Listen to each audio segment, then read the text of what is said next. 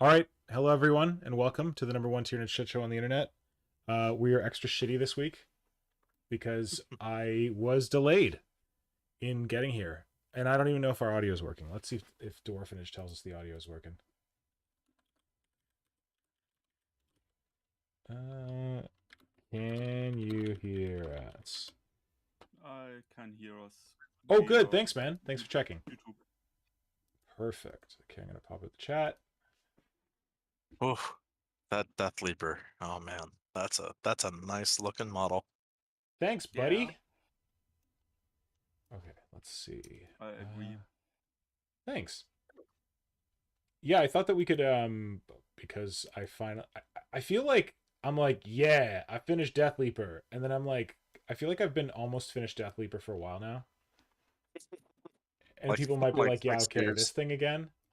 Um sorry, what was that? Like 6 years. Well, not 6 years, but I do feel like I've been working on this thing for a damn long time, and that it was almost there for a while, and then I just had to like get some like final touches sort of things on. But now I'm allowing myself to say that it is complete. Okay, How are everyone's the audio is mini crystal boys clear. coming? The mini boys are coming. So they are I think I got a lot of work done on them after last week's stream, but they're kicking around here too.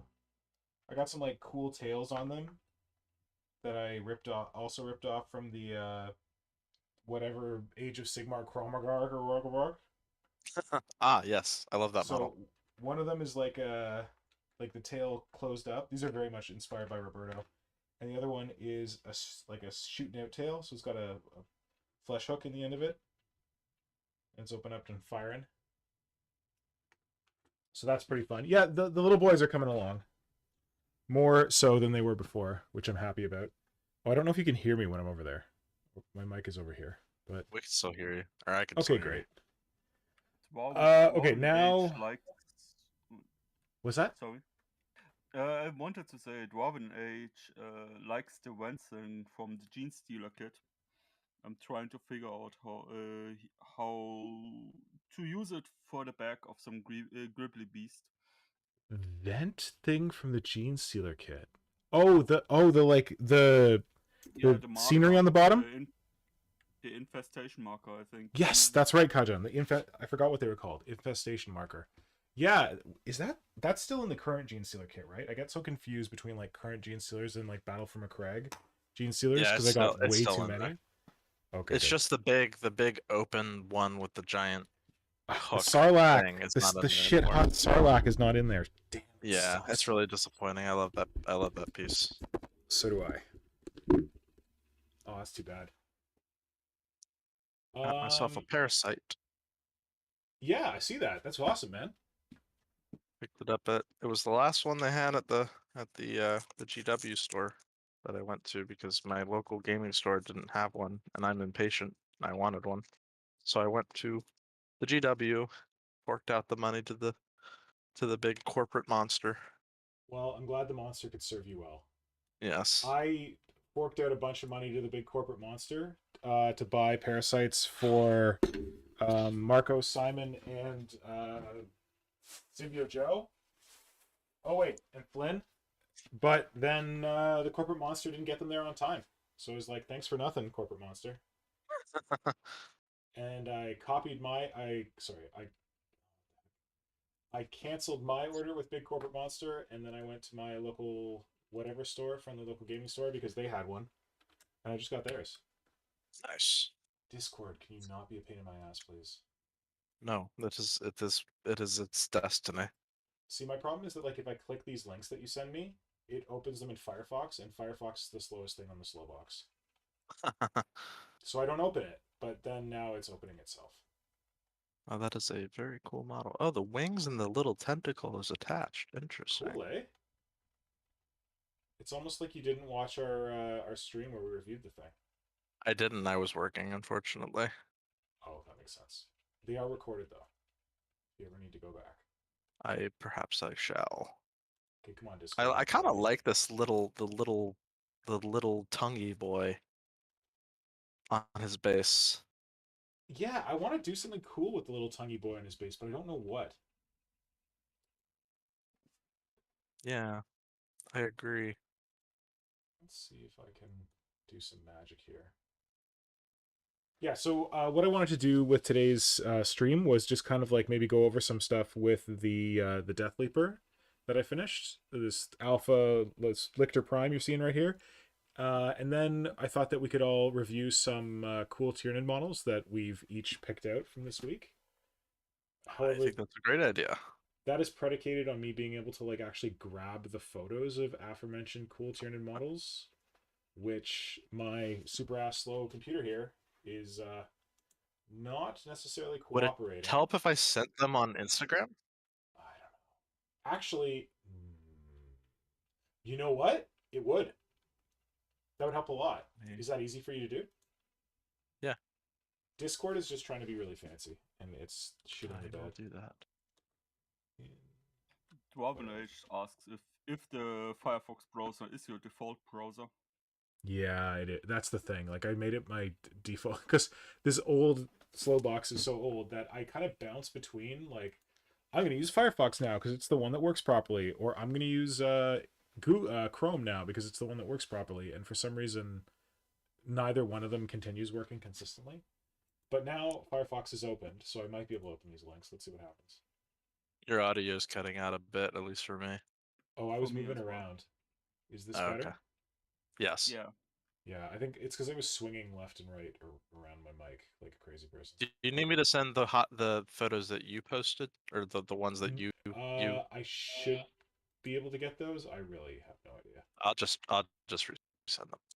Okay, thanks. Dwarven Age also asks if it is just him, and Bark has chimed in. So it seems to be Dwarven Age and Barcast tonight. Nice. Oh, I like that Welcome, Bargase's guys. comment about using the that Gene Stealer thing on the base for Ripper bases. I think that's a really good way to For fill Ripper bases, yes. a base and not put as many Rippers on it. I think that's a really good call. I converted one. I don't know where it is right now, but I converted one and I made it so it looked like the Rippers were emerging from those little like holes in it, and it worked out pretty well. That is cool. Speaking Yeah. of rippers on bases, I really want to get one of those the Ripper swarms, like the ones from Forge World, where it's just like a giant swarm of rippers all like the together, and I wave? want to use that as the base for my parasite. That would work well for a parasite. My issue I have with that like wave of rippers from Forge World is that it's if you look at it from behind, it's like this perfect fan of rippers. Like at the front, it looks Yeah, like that's a why wave. I think it would work like as a Oh. one-time thing, like just on Yep. the parasite. Right. Instead of like doing a bunch of those, because that was always my problem with it, is they all look like identical. I really wish they would do something with rippers like they did with the Nurglings, where it's like a little wave. It's like individual waves that you can assemble in different ways, so you can get like different looking swarms of them. I think that would be cool. I've never messed around with the actual Nurgling kit. I didn't know that you could put it together like that. Yeah, you can put it together in a bunch of different combinations. It's pretty cool. Cool. Okay, let's see if I can save Fellas. this. Okay. Fellas has joined us. Hi, and fellas. says Thanks hi. for joining us. Hey, buddy.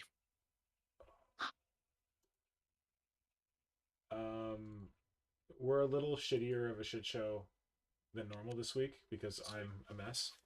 But soon I will have these pictures downloaded. And I'm hearing myself on someone. I don't know who. Is it me? Maybe? I don't know. I'm on push to talk, so. Oh, good man. Look at this professional push to talk. Yeah, it's got to be Darth Bob. Yeah, I can see the green thing lighting up. Ah, shit. Hold on. How do I change to push to talk? How do I change to push to talk? Well, do you have headphones on? I do, which is the weird thing. That's I don't know why you weird. can hear me. Maybe my mic is like my mic sensitivity is too high. I don't know. The fifth member is really going for the throat this stream. Yeah, it's been we're like 18 minutes into our normal time, although we started late, and I haven't even asked which part of Rick Priestley's North American cottage we're coming to people from. So yeah, I'll do the thing. Welcome to the #1 Tyranid shit show on the internet. If you weren't already convinced of that by the rambly way that this thing has started, because we're coming to you at a North American friendly time. We're not coming to you live from Rick Priestley's expansive mansion in the UK. We're coming to you live from Rick Priestley's slightly less expansive cottage in North America. And Kajan, which part of the cottage are we coming to them from this week? Well, we actually coming from the tornado fallout shelter. Perfect. Yeah, and why is that, Kajan? Because over here we are having supercell full of bad weather and one of the first tornadoes in Germany.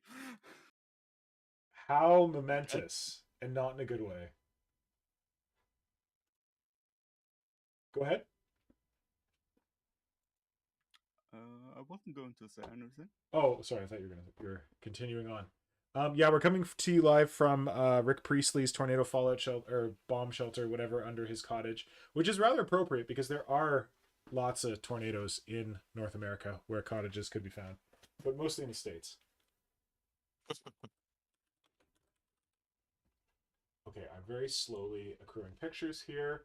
And how are you guys doing? How is your week's been? Have you been able to get up to any hobby? Podcast is telling about the Forge World Rippers. Yeah. And Jade Finch joined us. Hey, Jade Finch, welcome. Oh, hey, Jade Finch. And Barcast is saying that Forge World Ripper Swarm is great, but painful to clean. Oh, is it? Oh, wow. Yeah, that would be painful. Do you mean like clean with like soap and water, or do you mean like clean mold lines off of it? I would imagine So, both. mold lines.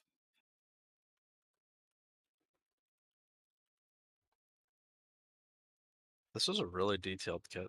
It's like pretty this. cool. Like it's like people hated on the Parasite when it first came out, but I would say it's a respectable kit. I see a lot of conversion opportunities for it. That's what I'm doing with this. I'm probably not gonna just build it as is. The claws are definitely the big winner from this kit for me. Okay, so Kajan, you sent like a pile of links through here. So which ones did you want to talk about? Well, the one that I'm thinking might be worth talking about is the 3D printed one, where the Cult of 3D is selling a 3D scan of the old of the second edition Tyranid warriors. I think maybe this will be going into beelining into the dominatrix discussion we want to have. Oh, okay. So you want our Tyranid's classic Tyranid warrior 3D print? Is that the one? Yeah. Okay, cool. Let's see if I can get that link open. It's basically just a link to their storefront where you can buy it. Don't suggest to buy it. It's more like, Holy is crap, this that's okay a or not? print?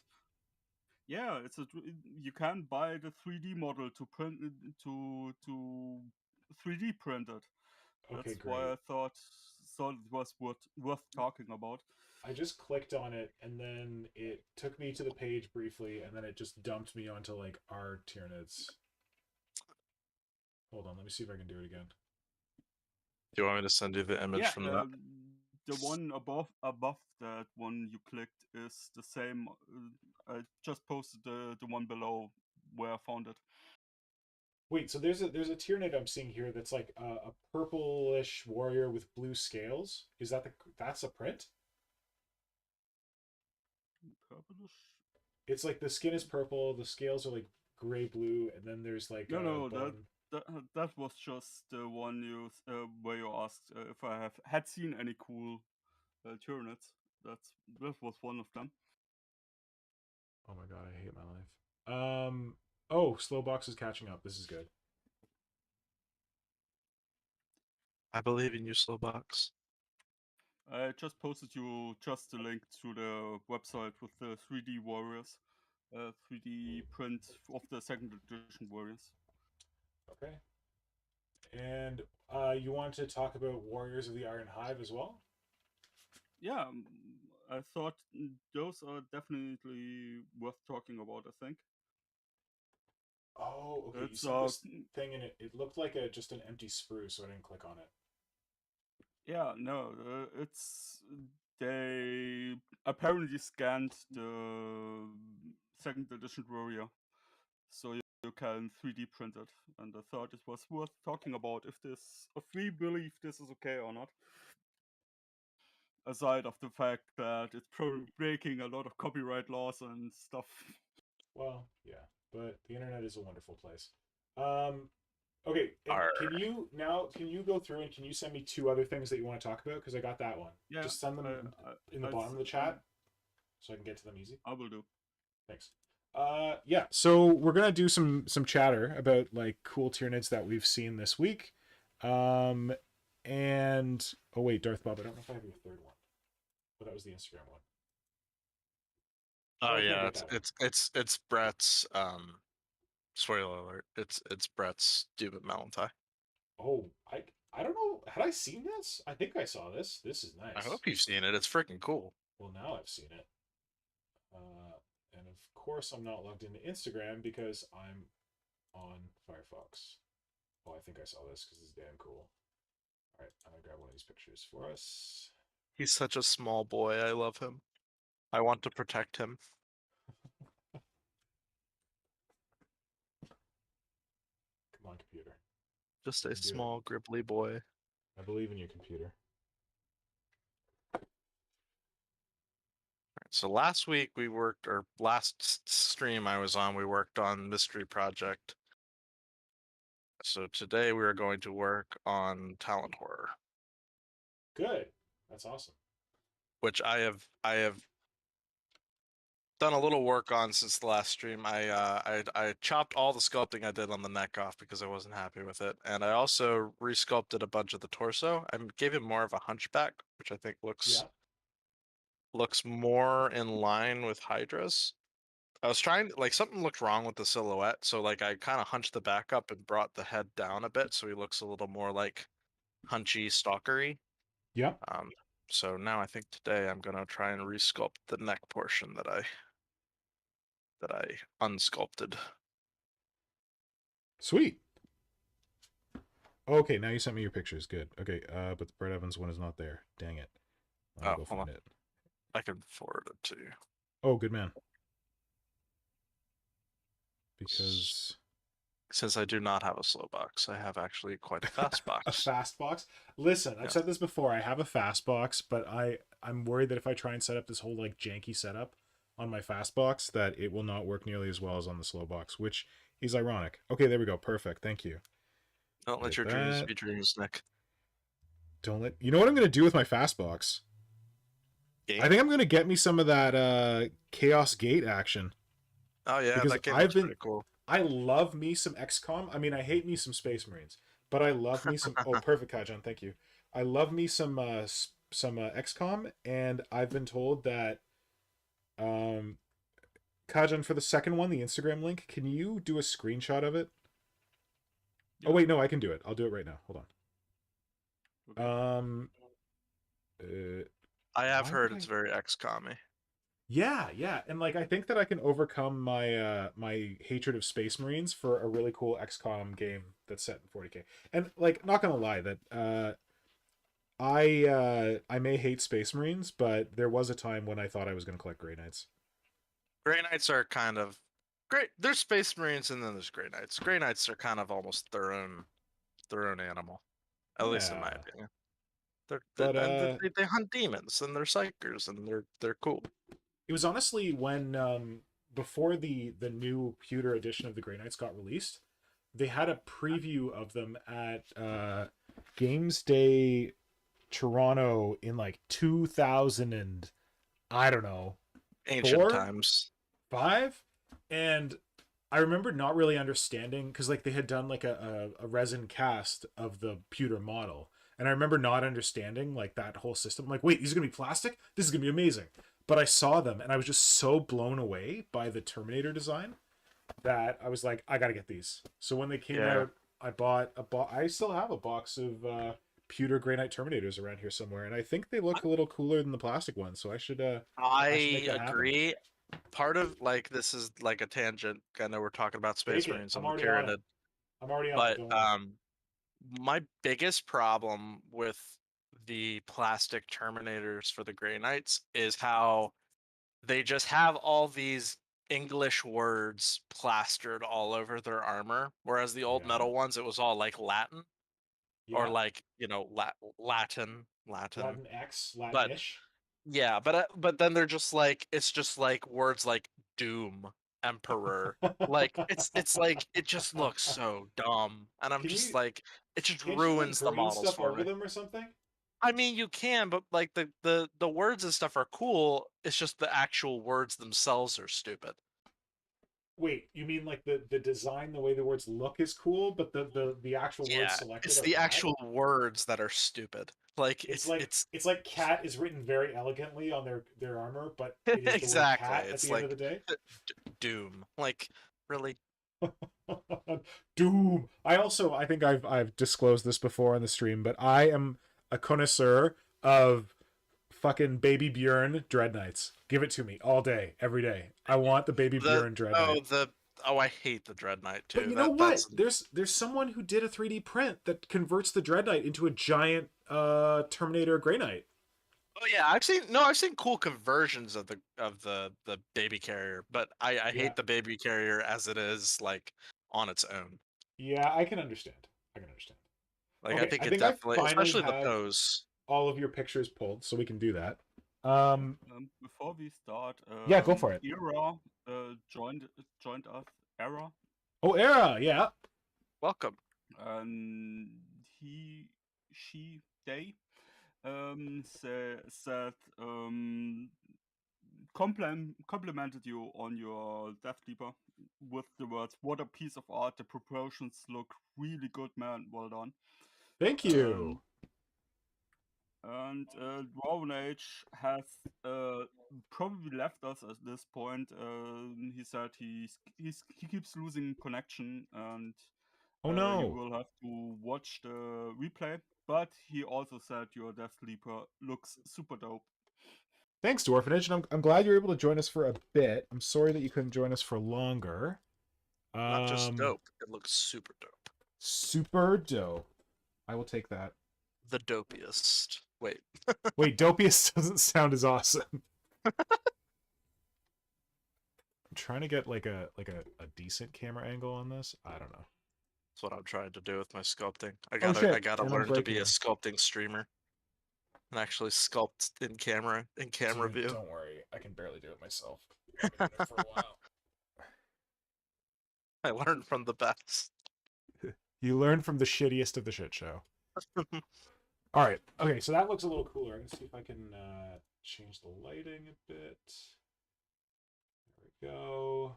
Sculpting distance. Extra. Oh, another thing about this, another thing that I think has really gotten me back into sculpting this particular model is Yeah. you finally fixed the like fact that Hydra's albums were all missing in the Warp Shadow gallery, so now I Oh, actually so you have the got in references there. again. Good. Yeah, I got the references again, so now it's like, oh, okay. This was a part I was getting stuck on, and now I'm not stuck on it anymore. That's how we Yeah, made it that's look like nice. that. Okay, this is getting better all the time. Just need to get a little bit more brightness in here. That's not what I want. Give me some more color. Sorry. Pardon me while I adjust. Maybe. No, I don't know if we want brightness. That one. Oh, okay. I'm not gonna mess with that. So I'm trying to make this a little better angle, easier to see, but as I mentioned before, I've got a really janky setup. So this might be the best we're gonna get, but maybe it's okay. I believe. I want to believe.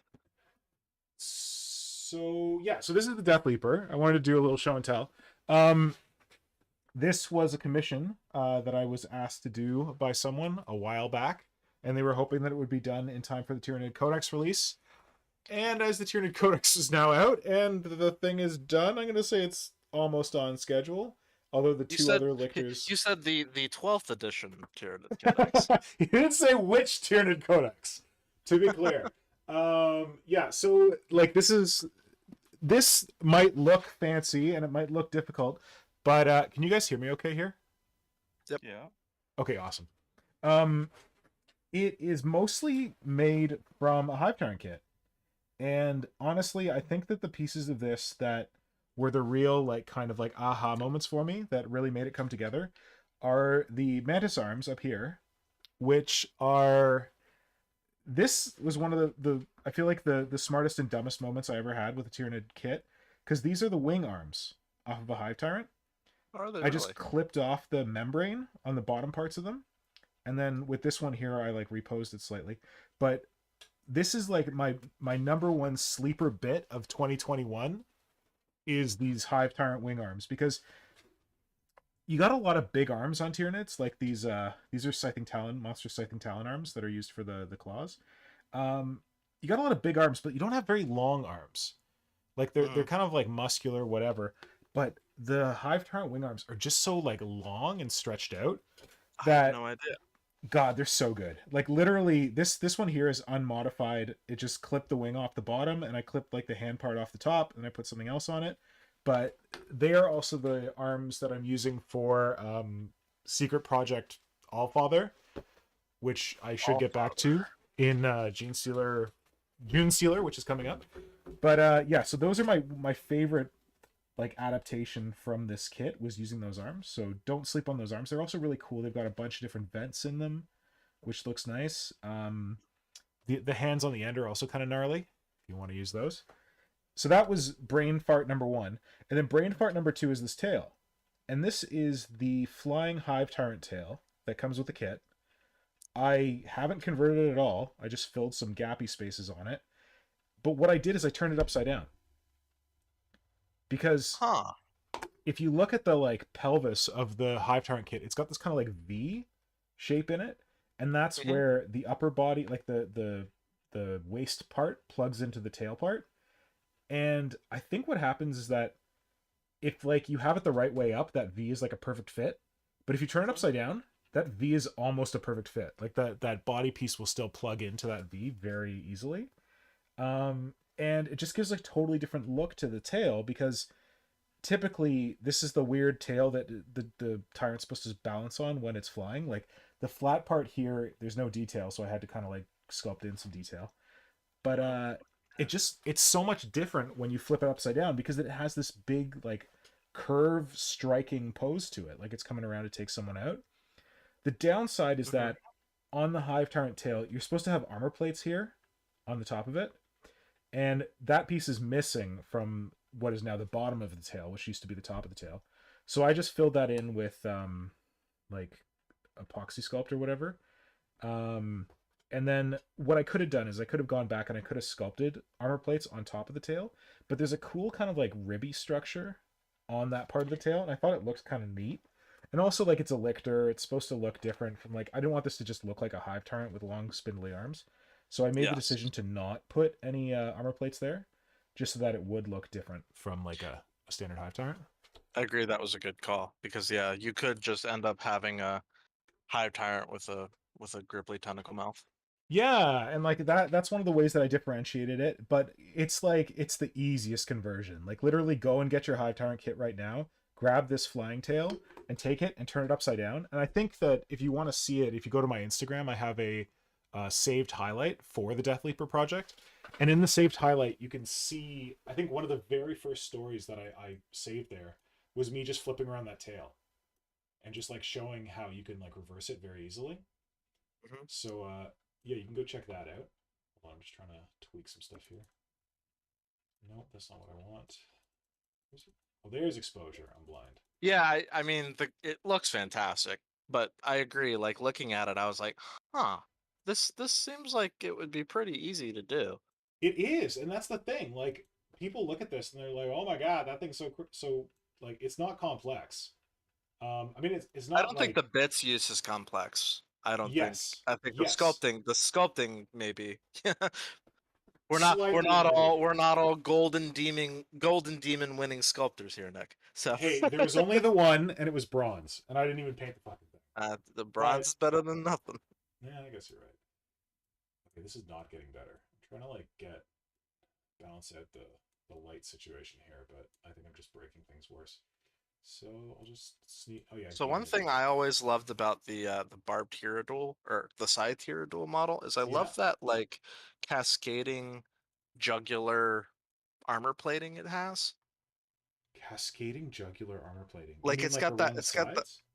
no, like it's got like on its neck, it's got that underside like line of armor plates going Oh, on the underneath bot on its its the lower part neck. of its throat, kind of. Yeah, I Oh, that's what really you mean love by that. oh, as you said, jugular. Yeah. So I want to do that on this guy. Yeah, I like that too. That's I a think it would cool be element. cool because I love the idea that like because it's very like functional too, right? Like it's protecting what could be a sensitive part of the body Yeah, with from getting a its bunch of throat armor slit. plates. Not that Um, anybody getting that close is probably going to have a good time, but you know, just in good point. case, Good point. just in Um, case the the scything or the talent horror comes across the main character Space Marine. He's got a little he's extra gonna get protection. his sword out. He's gonna be like, "Ah, died." He's gonna shove it up, and it's gonna hit an armor plate, and he's gonna be like, "Oh fuck." Oh no, I forgot how to use my lower limbs. Ah!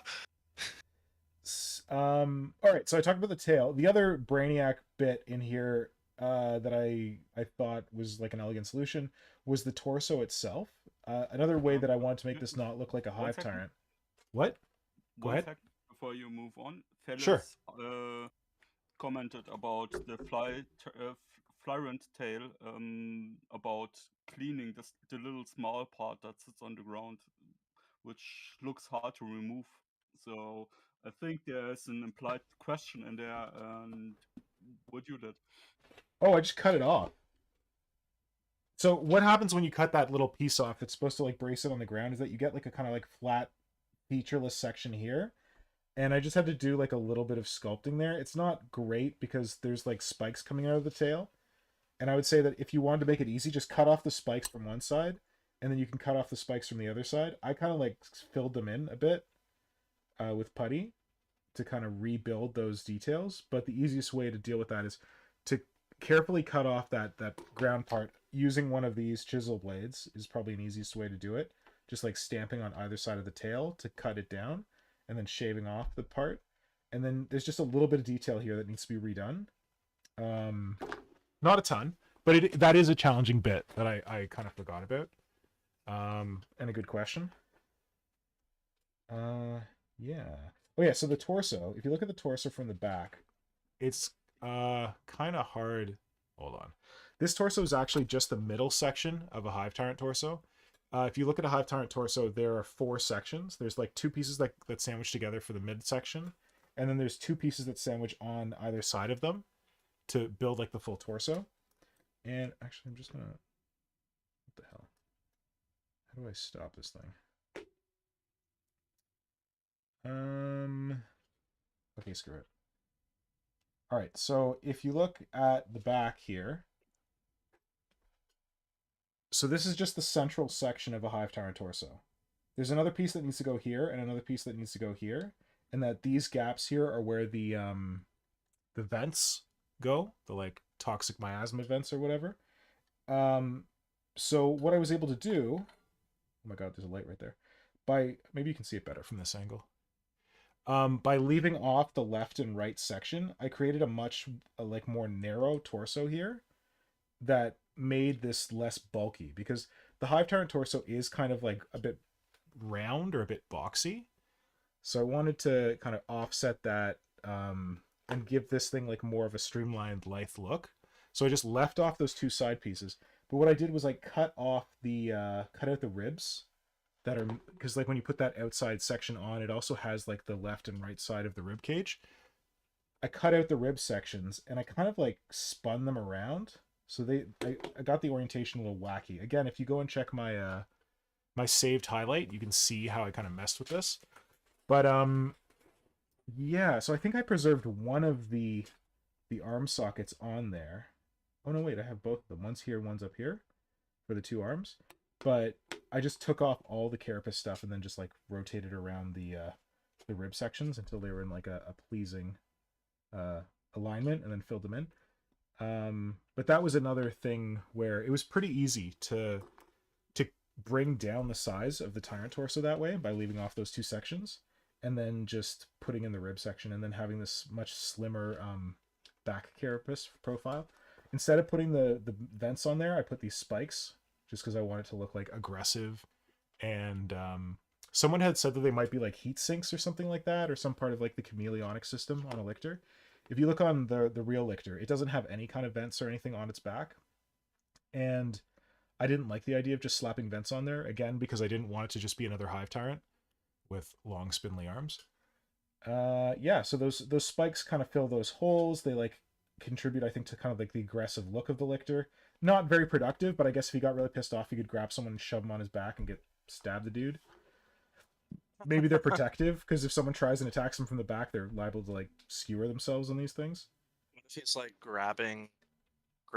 Ooh, what if he's like taking important prisoners for later brain consumption? Yeah, it could be like a trophy rack or whatever. You just like chuck them on the back. Yes, he's like, I will eat your brains later, but for now you hang out back here. This is what Tyranid Tupperware looks like. Let's see if this is any better. Oh, now we're getting the lines. Suck. For when you want to have a commander for the road. Yeah, exactly. I'm gonna take my commander for the road, thank you. Fast food. There you go. I don't know if this lighting is any better. Who knows? Yeah, so that was that's the torso, and then the head is pretty much a standard Hive Tyrant head at the back, but I've cut off the multiple eyes from a Carnifex Biomorph's head, because like Deathleaper is supposed to have multiple eyes, and it just involved like cutting down that head a bit to make it fit onto something that was Hive Tyrant sized. Let's see if I can do anything here. No, that's not what I'm looking for. Sorry, I'm trying to like deal with how like sharp the light is on this, but I'm not succeeding. That's not the way. I don't think the light is a problem right now. Oh no? Okay, I was worried it was weird and washing out details, but maybe I'm just over obsessing. Yeah, the head's pretty standard. Although though it's pretty clear that the tentacles here were sculpted with a tentacle roller. I use the Green Stuff Industries one. They're based in the US. You can get them for a good rate. And though they are sculpted with that, there's a section right here close to the head that I actually took the feed off of a venom cannon, like a Hive Tyrant size venom cannon, because it has this cool kind of like tubular structure that has like a membrane stretched over it. Totally and tubular did, and it was a good place to start the tentacles and then to attach the actual like rolled ones. Of course, I've got cute little zoanthrope scything talons on either side of the face as like weird little mandibles, which always a good bit to use. I'm way too happy with, and that is thanks to Bargeist. Bargeist taught me the importance of little zoanthrope mandible scything talons for all kinds of stuff. It's like an impossible bit to find on eBay. No, you just gotta buy the kit. I mean, like, Zoanthrope's a good kit. Like, you get, like, the awesome, huge head carapaces. That's you get, true. like, the wicked whip arms from the Toxicrene, or, what, not Toxicrene, Venomthropes? No, is that what they're called? Yeah. Yep. And those little spike arms or little spikes are so useful that I've cut them off all my whips, because they just look really cool. There's, like, spikes on other Tyranids. Again, taught to me by Bargeist. So yeah, that's like the head section. The rending claw arms, again inspired by Bargeist and the creepy work that he did on his like little baby lictor. I ripped off a similar set of lower rending claw arms for my own little baby lictor. And what I really liked about Bargeist's design is that it felt to me like it was a blend between rending claws and scything talons. That when you get your standard Tyranid rending claw, it looks very much like just like a hand with some spiky claw bits on the end. But I don't know, it just for me it looked so much more savage for those claws to be really long. Um and to be able to like kind of double purpose, be a bit scythe and a bit claw. So that's what I did with the lower hands on the Deathleaper, where I think the central finger is a Hormigaunt Scything Talon, and then the other two fingers I think are just like random spikes from the Trigon kit, because it's got all those good spikes on it. And Yeah, then that's a great kit the for hands spiky bits. themselves are just like when you have a Scything Talon, there's like a hand bit on the Scything Talon that the Talon attaches to. I just took that hand bit, instead of making it vertical, I put it like horizontal, and it just kind of worked, like with the vents here and the weird like knuckles on it. And then I sculpted a bit in there to make it more like hand-like. The other bit that I like about the arms is that you can see that the talon kind of like it's like scythes into the like spike on the elbow. So it almost feels like there's like a scissor situation or like a pincer situation happening here between like the spikes on the forearm, the spike on the elbow, and the claws of the hand. They all kind of work nicely together. But again, these like are very long finger blades for a rending claw, but I think they look cooler and they're more scythy. Yep. When it comes to the legs are stock. I didn't I think these are actually flying legs, flying tyrant legs, and that's why they're on like a weird scenery bit here. As I've said before, when I put things on scenery bits, it's because I screwed up the pose. Um, so I I think I wouldn't have just guessed because well, it looks pretty organic. well, it No kind of pun looks like he's intended. like coming down to kill you. But yeah, I think these are flying tyrant legs that I just chopped off the sides on the bottom and used hoof on them. I wanted to do like a split hoof because it doesn't really make a lot of sense to me that a lictor can climb a tree with hoofs. So with this Yeah, like I like the split split design, hooves. I thought it might be like a little more agile on like Hmm. different kinds of terrain. While still keeping the classic hoof look of the lictor. Yeah. And then I thought about doing something with the tail where it was firing out like a flesh hook, but the guy who commissioned it was worried about things that stuck out too much, and I figured this guy's already got a lot of stuff sticking out. Yeah, And chief among his sticky outy bits are his mantis claws up here, which I took huge inspiration from Roberto Cirillo because of I can tell. his. Yeah, I recognize the exact piece that you referenced for that. Yep, he drew a lictor arm very much like this, where it's like it looks like a scything talon, but then it's got like this extra kind of like handy grabby bit on the end, which to me feels like a more badass depiction of flesh hooks. Like this fires out and it like grabs prey or whatever and reels them in. Is And is that the one that I just picked up off of him? it may have been. I may have another one. I think he did a couple of them. Let me see. Because I have it. I could show it on stream. Let's see. I know he did a couple that kind of had that clawy grabby Yep. ness. I have one here. You may have another one. I don't really want to mess with the camera to get it on, but Yeah, mine's all the way upstairs. yeah. So in Roberto's sketches, there is this grabby thing at the end, which I don't think he meant for it. I don't know if he ever drew one that shot out, but I like the idea of it shooting out and grabbing stuff. So this one's like shooting out more, and it also has these kind of like fingers at the ends for further grabbing. And it just really looks to me like you can see it more on this one that's more like hunched up. That once this has got something, like it's not going anywhere. It's got like teeth on the top, teeth on the bottom, claws on either side, like a hand thing on the end. It's gonna like keep it locked in there. Stabby elbow blade thing that can disembowel it. Like this is just a whole lot of pain. If you wind up anywhere in here, it kind of feels like a kind of like cage that the Lictor could use to like grab something and hold it. If it's, you know, Tyranid Tupperware back spikes aren't enough to hold its prey for later. Yeah, and I just love what Roberto did with it, because like this existing Lictor Mantis Claw is no slouch, and it does have like the elbow claw and the teeth on it, but it just looks more stabby, and I felt like what I was really taken with on Roberto's design is that it looked more grabby, and this just feels super grabby to me. Anyway, and the other thing that I'm really happy with the Lictor Mantis Claws is that looking at the existing Lictor, I didn't know how I was going to do these spikes, because these spikes are pretty small, and I didn't relish the idea of like getting a bunch of them and having to like attach them individually. So I just went looking through my bits box and I was like, what is a Tyranid thing that has a lot of spikes on it that I have 1,000 copies of? And I come up with a Carnifex head. So these are all these spikes on the forearm here, and then the spikes on the top of the Mantis Claw. Those are all Carnifex teeth that I just cut out of the million Carnifex heads that I have kicking around. And then I just green stuffed in a bit of like gum stuff to hold them in place. That's such a creative use of a bit. I love it. Well, I have so many Carnifex heads. It was kind of like a challenge where I almost looked at the Carnifex head. I'm like, okay, I need to find a way to use this because I have so many.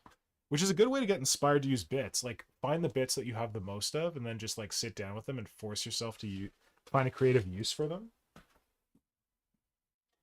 Yeah, that would actually be a cool November challenge. Do something with your dozens of extra Carnifex heads. Yeah.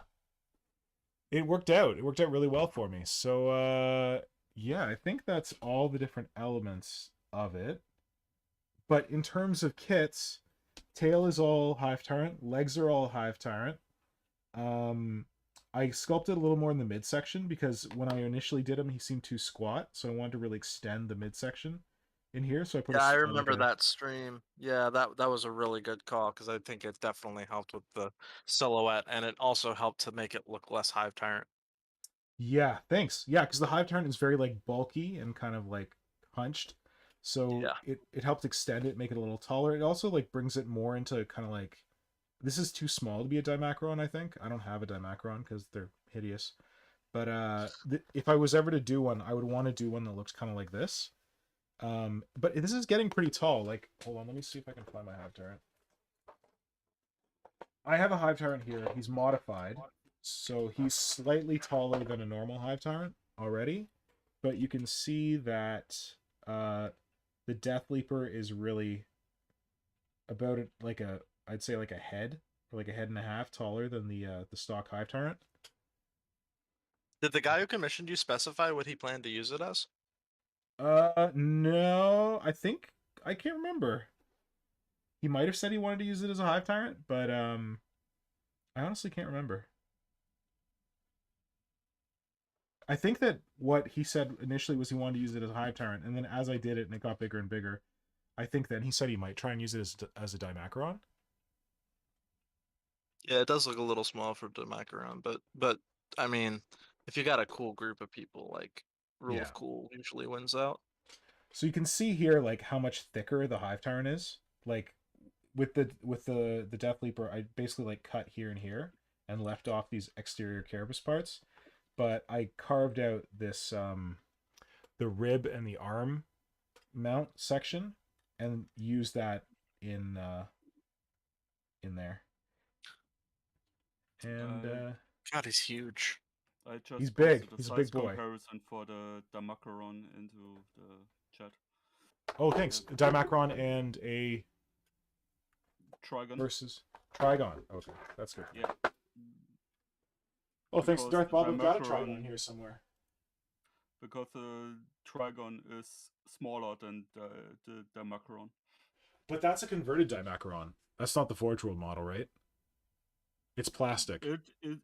I'm not sure about that, but the size comparison fits with other models I've seen.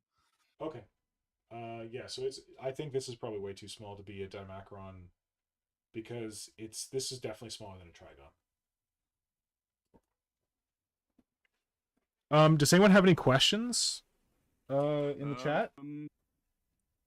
We had Phyllis comment about the claws looking like the sorry, I'm blanking. The Brood Lord's rending claws. They are reminded of the rending claws of the Brood Lord Oh, okay. used. Broodlord does have some badass rending claws. I find that's a really overused bit, though. Yeah. A lot of people don't use it, like, they don't modify it at all, and oftentimes for me it just looks like somebody slapped Broodlord arms on a Hive Tyrant. Yep. Which, I See- mean, if that makes you happy, more power to you. Yeah. Kajan, in that picture you just posted, I know that the Dimacron's a little further back, but it looks slightly maybe smaller than the plastic one. But Yeah, still, it's bigger than a Trigon. Yeah, that was my point. Yeah, so I don't know that this could really pass for a Dimacron. But, Who plays yeah. the game? Exactly. Just wants. Well, apparently this guy really wants to play the game. Well, it's okay to be wrong sometimes, I guess.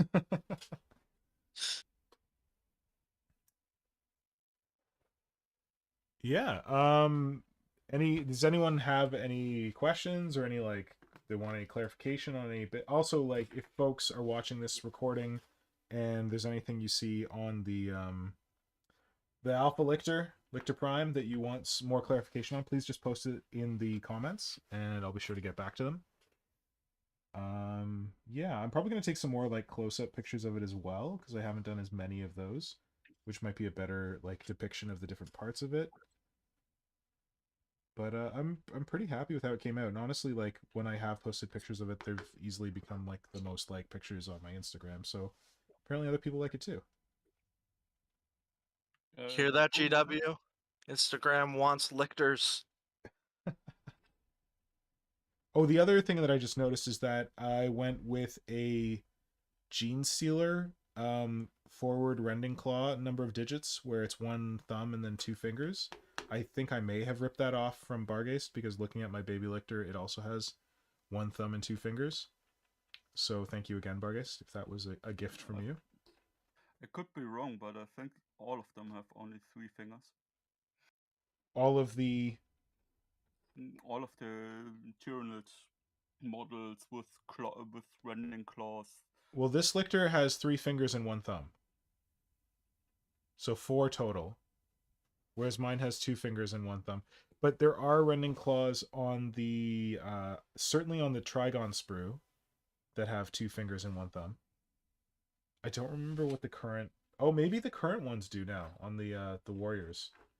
The current warriors have 3-fingered claws.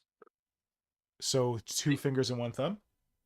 Yes. The Okay. old upgrade sprue. That is what I'm setting my The old expectations by, warriors. because as you know, I'm an old man. I am Yes. picturing that classic Tyranid Monstrous Creature sprue. I've got those hands right here for the Talent Bearer, actually. Someone literally Finger sent me a puts message. off, They sent me a message this week with the a picture of the Barb Strangler from that sprue and a picture of one of the Scything Talons from that sprue, and they were like, "What are these?" And I'm like, "Wow, I'm really old." Oh, yeah. God, my camera sucks. I cannot get stuff to focus. Okay. It's tough. You get a There you brief, go. you get a brief focus and then it goes away. But yeah, I've got those hands on this guy. Nice. And actually, his feet are made from the old Scything Talons from that kit too. That conversion is so good, and I wish I had 40 million Scything Talons just to do feet, because I didn't appreciate them, and it is one of Hydra's brilliant concepts that I love to death. I think I'm done sculpting. He came up with it. I think someone else might have come up with it on Warp Shadow. Oh, really? Well, whoever you are out there who came up with that, thank you, because it's ingenious. I want to say it might have been Barbarous Bob. Someone did a Carnifex that had those feet, and it just looks so good. Barbarous Bob. Another Bob. Maybe. Well, somewhere out there is an entire planet named Bob. An entire universe of Bobs. The Bobverse. The Bobaverse. Yes. Era is saying, thanks, legends. I hope you're all having an awesome night day. Well, thanks, man. Thanks. I appreciate it. Yeah, thanks, man. Thanks for joining us. And Bulkay says, woo, made it. E58. Tactical D-Bag, welcome, buddy. All right, let's see how we can get this to focus. If we can get like a brief Yeah, look at the I neck can see it. texture Oh, you sculpting. used... Did you use Rending Claw forearms as like the legs? No, sorry, Crushing Claw forearms? Yes, so it's Amazing. it's Carnifex thigh, and then the Crushing Claw forearm, and then the old Scything Talon hand for the foot. Bold move, putting the spikes on the shin. Yeah, I haven't decided if I'm gonna chop them off yet. Okay. I may. I'm not. I don't know. Part of me doesn't like how they curve forward, or the direction that they curve in Oh, like comparison curving with down instead of curving up? Yeah, not Interesting. entirely Yeah. sure how I feel about it, but it's an easy thing to remove if I so choose. All right. All right. As I don't think anyone has any other. Oh, Kajan, go ahead. Felix just chimed in and said, Old Lictor and Pewter Broodlord had 4 fingers, rending claws. Starting with the plastic Ravenous, Games Workshop started giving Tyranids Gene Stealer style claws. Okay. Thanks for that. Should we talk about our pictures now? Yeah, we could do that. Yeah. All right. Darth Bob, I'm going to save your juicy one for last. Who wants to start? Why don't we let Kajan go? Because I'm still fixing something I just screwed up because my fingers pressed into it. And of course, I do not have the 3D printed warrior picture because the internet is trash.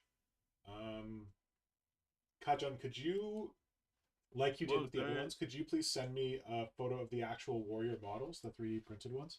Yeah, 1 second. Meanwhile, I'll start with your other warriors while you're pulling that up. All right, here we go. So I got your... I'll take this out of here. The ones that you sent, the Iron Hive ones? Yes. Do you want to talk about these? Sure.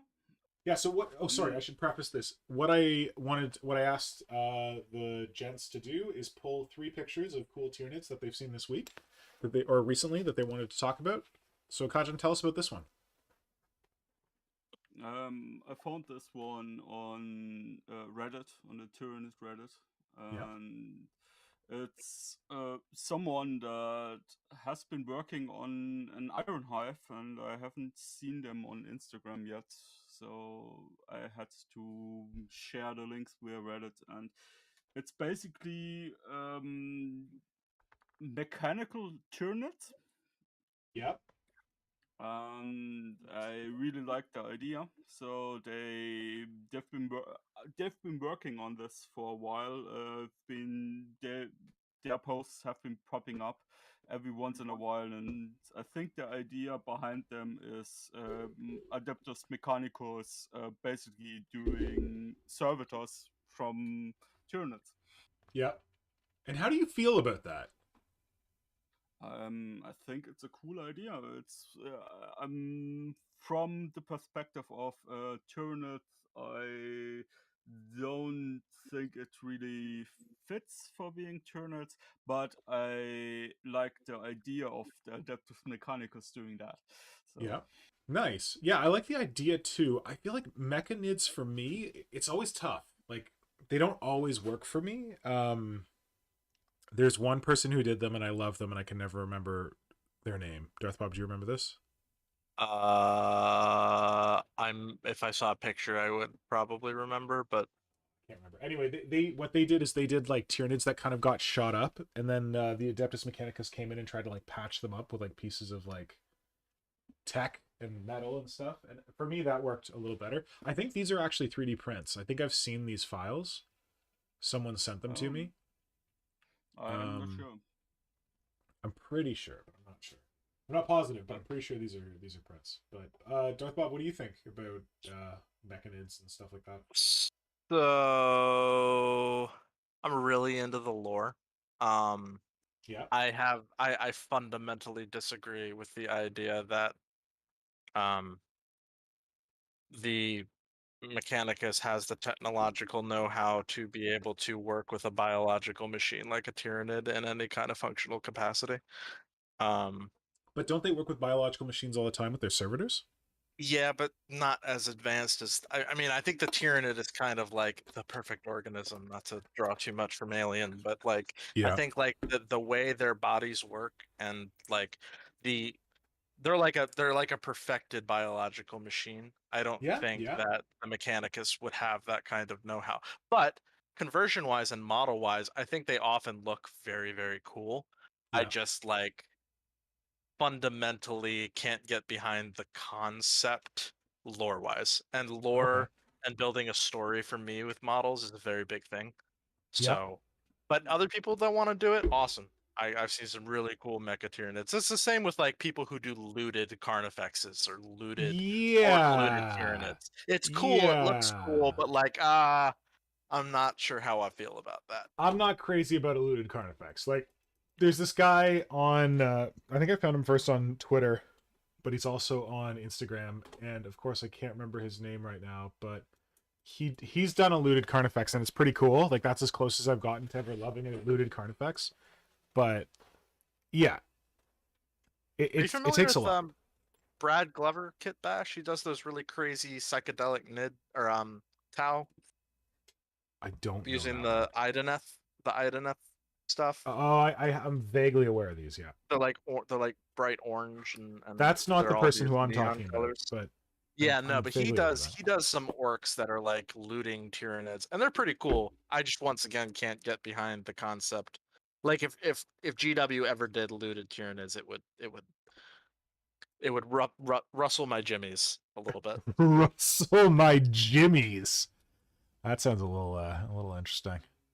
Well, chat is on your side and basically saying Cybernets are sweet, but from an abomination from lore perspective. Yeah. As for me, as far as the perfect organism goes, Yeah. there was a time where I would have agreed with you, but unfortunately, Games Workshop ruined that for me ever since 5th edition when Tau out evolved the Tyranids and managed to lure the Tyranids into an evolutionary dead end of to save their planets. So I'm not sure anymore if this holds true with the lore as it stands today. Yeah, well, That's a little weird. Robin Credis did a lot of horrible things to Tyranids. So. Okay, let's Yeah. I know hating on Robin Credis is like all the rage, but I like Robin Credis as a person. yeah. I just the Tyranid Codex was just like the 5th edition. I have a lot of feelings about the 5th edition Codex, Yeah. and Wait, maybe it's wasn't just the because the one 4th edition Codex was so good. wasn't the 5th edition one the one where they gave us all those creatures they didn't have models for? Yep, yep. Okay, I will love it forever just for that. I will love it forever for Games Workshop being like, convert away. That's that. Yeah, I mean it had its benefits, but you know, it also did lead to the whole chapter house thing, which we won't get into. We got into that in the previous stream, but Yeah. yeah. Okay, next. You're up, Darth Bob. Okay, what are we talking about? We're talking about the guards. The wait. guards. Yeah, I can't. Shit. Yeah, the stream hasn't caught up for me, so Well, I don't I've know made a what's mess on of it, so screen right give me oh shit. Give me a moment. Guard. That's what I want. Come on, buddy. It's taking up the whole screen. There we go. And now I realize they're in front of a bunch of Switch games, maybe. Yes, Elder Scrolls. Yeah, Skyrim. They're Skyrim nits. There we go. So this was posted by. Hold on, let me open up Discord. And Oh, pull it was on Facebook, I think proper you said. credit. Yes, I want to give proper credit. Oh, thanks. We should have. I didn't think was- about that. It was by a gentleman named. I'm going to butcher his last name. I think it's Freeacre, Matt Freeacre, on Yep. the Facebook page for Tyranids. Yep. last week I kind of talked about how I had some plans for the Ash Waste Flea guys Yep. on doing a second edition Tyranid conversion. So I love the Oh. old style of Tyranids and the whole modernizing their look. These are obviously a reference to the admittedly awful third edition Tyrant Guard. But These I are think in selling me on fun, that concept, though. These are doing a good job of yes, selling me on the third edition Tyrant Guard concept. and that's exactly what I thought too. Because I saw this conversion and it's so simple, but it is so cool, and it really like just nails that concept for me. And Yep. these look like guys that would be standing next to, like, to me these sell the idea of bodyguards more Yep. than the super hunched gorilla The looking doggies? tyrant guards do. Yeah. The cute little doggos. Yep. Yeah. I absolutely love this conversion. Not as big a fan as of the one with the scything talon, but the one with the whip and the one with the swords and just the one big beady fist. I love it. I love this conversion. I was actually gonna say the one with the scything talon. It works for me solely because the Tyrant Guard scything talon I think is another sleeper bit. I think that's one of the most beautiful scything talons in the range. I really like the weird like hammer thing on the top of it. I don't know. I dig it. Yeah, I do like the bit. I just think and maybe it's because I don't think the Tyrant Guard in third edition had the option for a scything talon arm. I don't know. Maybe that's what's throwing okay, gotcha. No, I think you're right. me off. But I don't think they had I options. love the conversion in general. I think they just had Rending Claw because they had those weird Rending Claws that were like sectioned. They had a Lash Whip and they had a Spine Shield, and that was it. Mm-hmm. Yeah, those models were struggling. They were on the struggle bus from the beginning. Yeah. But I honestly, if they had done this with the fourth edition Tyrant Guard, I would have been all for it. Like this is this is a perfection of the concept that the third edition wishes it could have been. Uh-huh. And Will K is saying more shield guard, yay. And I'm not gonna lie, the first time I saw these I thought these were Will K tactical D-bag models. They give me a tactical D-bag vibe. Yeah, I actually agree. Nice. Okay, Kajan, did you have anything you want to say about these guys? What I like about them is that they are looking for a change. Like they could protect an Hive Tyrant solely by virtue of being able to raise a shield high enough to protect the Hive Guard. Yeah. The one thing that always bothered me about the Hive Guard as they are right now is they are so small and they're supposed to jump in front of the Hive Guard apparently. Yeah, they are I don't know. They just don't like. I like the models, but what they're supposed to be, I just don't think aesthetically works. Yeah, like they look more like mini Carnifexes almost. They look like mini shield, like line breakers. They don't. Well, they work. They look like I guess linebackers. Like I'd say they work better as a Hive Guard than they do as Tyrant Guard. Like the mini Carnifex works for something toting like a big gun that's supposed to blow shit up. 100%. Yeah, I really like them for heavy infantry, but they just don't work for me as protection of the Hive Tyrant. Yeah, I like this conversion so much that when I do get around to doing Hive Guard, I think I'm probably gonna rip this off. Okay. So on that note, I'm gonna share my thing next. 1 second, okay. Yeah, go ahead. This converter was smart enough to do less work than me. Oh yeah, because you're like sculpting your own shields and stuff. Yeah, this guy did it quick and dirty. The only thing I would change for these guys is that if I was doing this, I would clip off the spur from the Zoanthrope head that's closest to their face.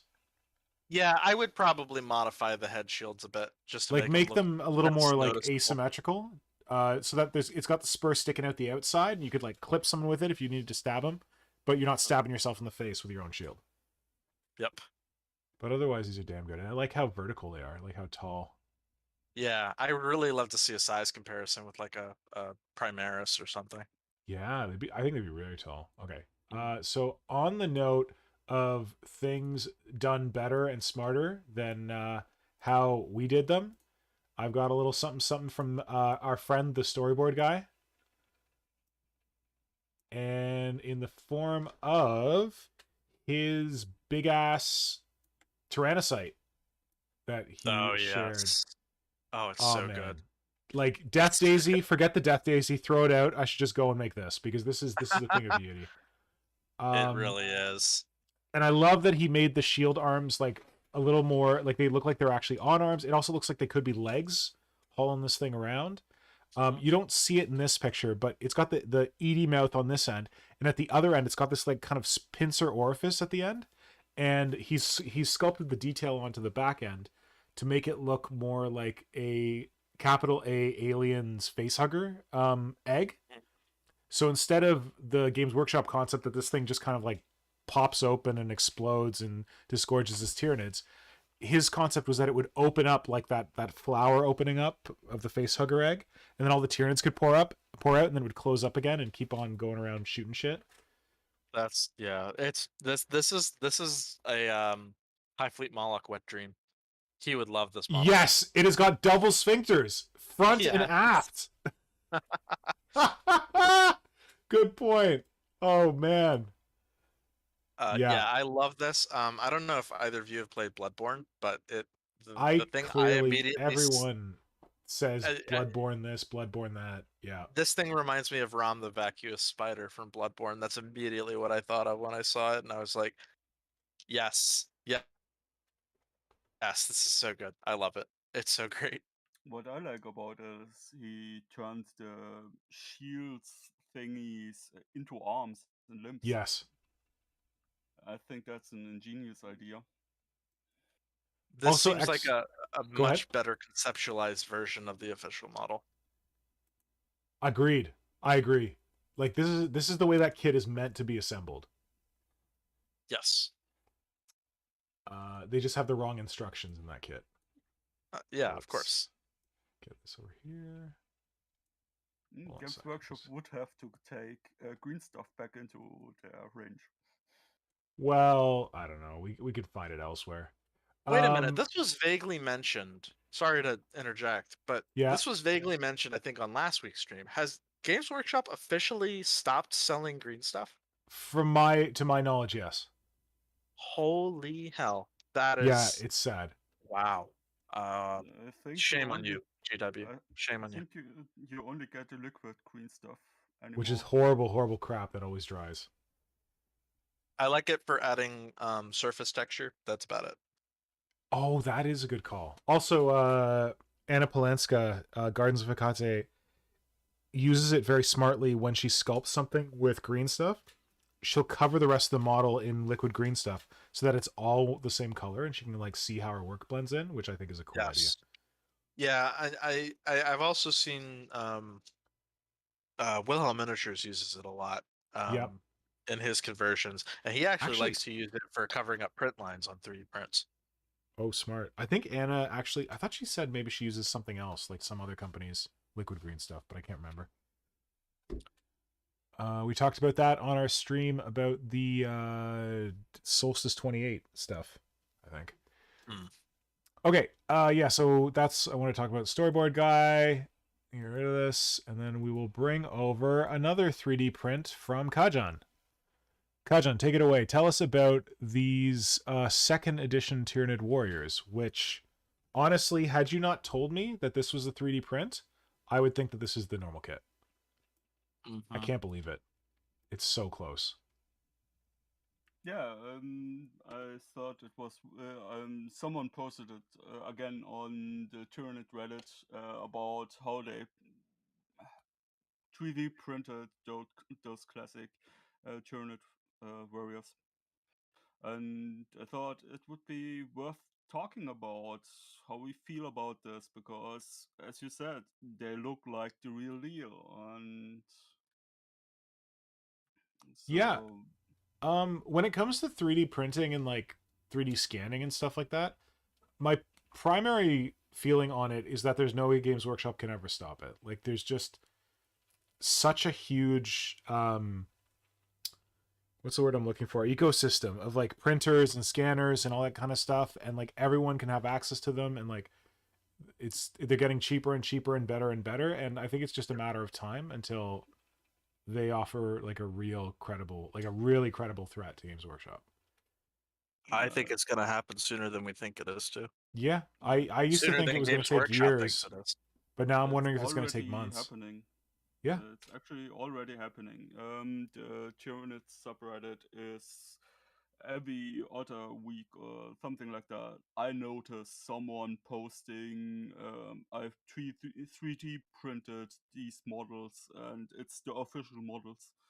And there's at least via Reddit, via messaging, a lot of sharing of those STL files. So Yeah.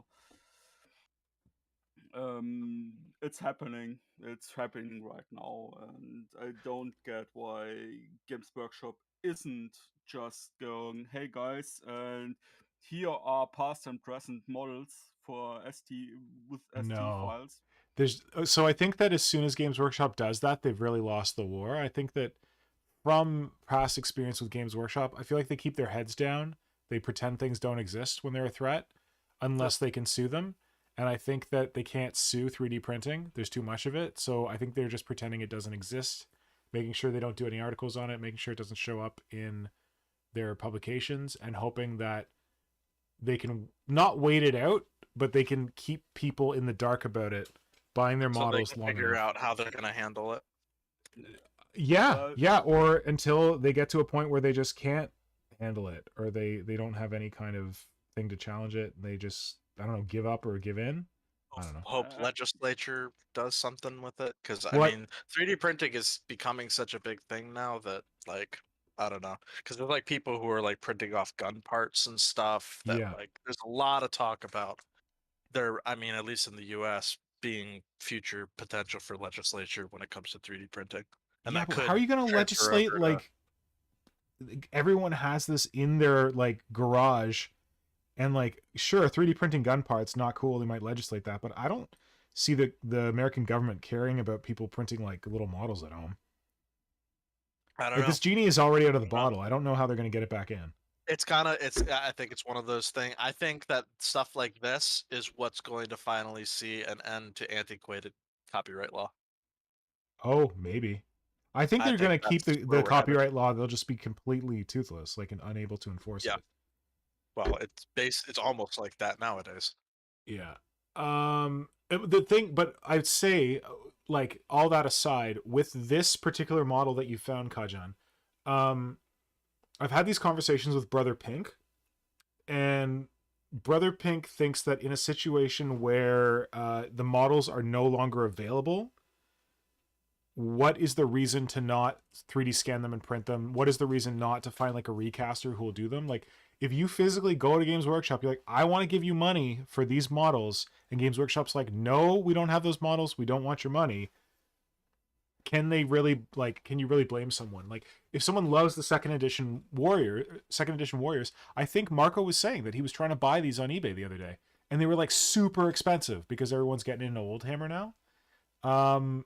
And he can't buy them from Games Workshop. That's not an option. So I think that in this case, they're making something available that isn't available any other way. Yeah, I would have less of an issue if it wasn't a direct scan of the official model. If they had gone in and sculpted their own version of a second edition warrior instead of, it's basically the equivalent of recasting and then selling the model. But you can't buy it from Games Workshop. It does, like, I felt that way. I did that video where I talked about that Parasite Amortrex that was released like before the Games Workshop one. Yeah. And it wasn't a 3D scan, but it was someone doing like an experiment of just looking at the pictures and resculpting it. And at first I was the same. I'm like, this is dumb. Like, you should have done some like change to make it your own. But then I think someone else, I don't know if someone else like said it or if I just like came to it on my own, that there's people like Brett in Australia who, I don't know if Brett has the Parasite Amortrex yet. It's been out for like a month and it still hasn't arrived in Australia. So by 3D by 3D resculpting it, they made that model available to people that Games Workshop can't even get it to. So with these second edition warriors, Games Workshop cannot get you these warriors. So I don't know. It feels more gray for me and less. I don't blatant. know. Like I maybe I can't quite articulate it, but just something about it feels scummy to me. I understand. I think I understand. And it just like, and this is kind of a thing I've thought about a lot with 3D printing and its place in the hobby in general, and why it kind of bothers me.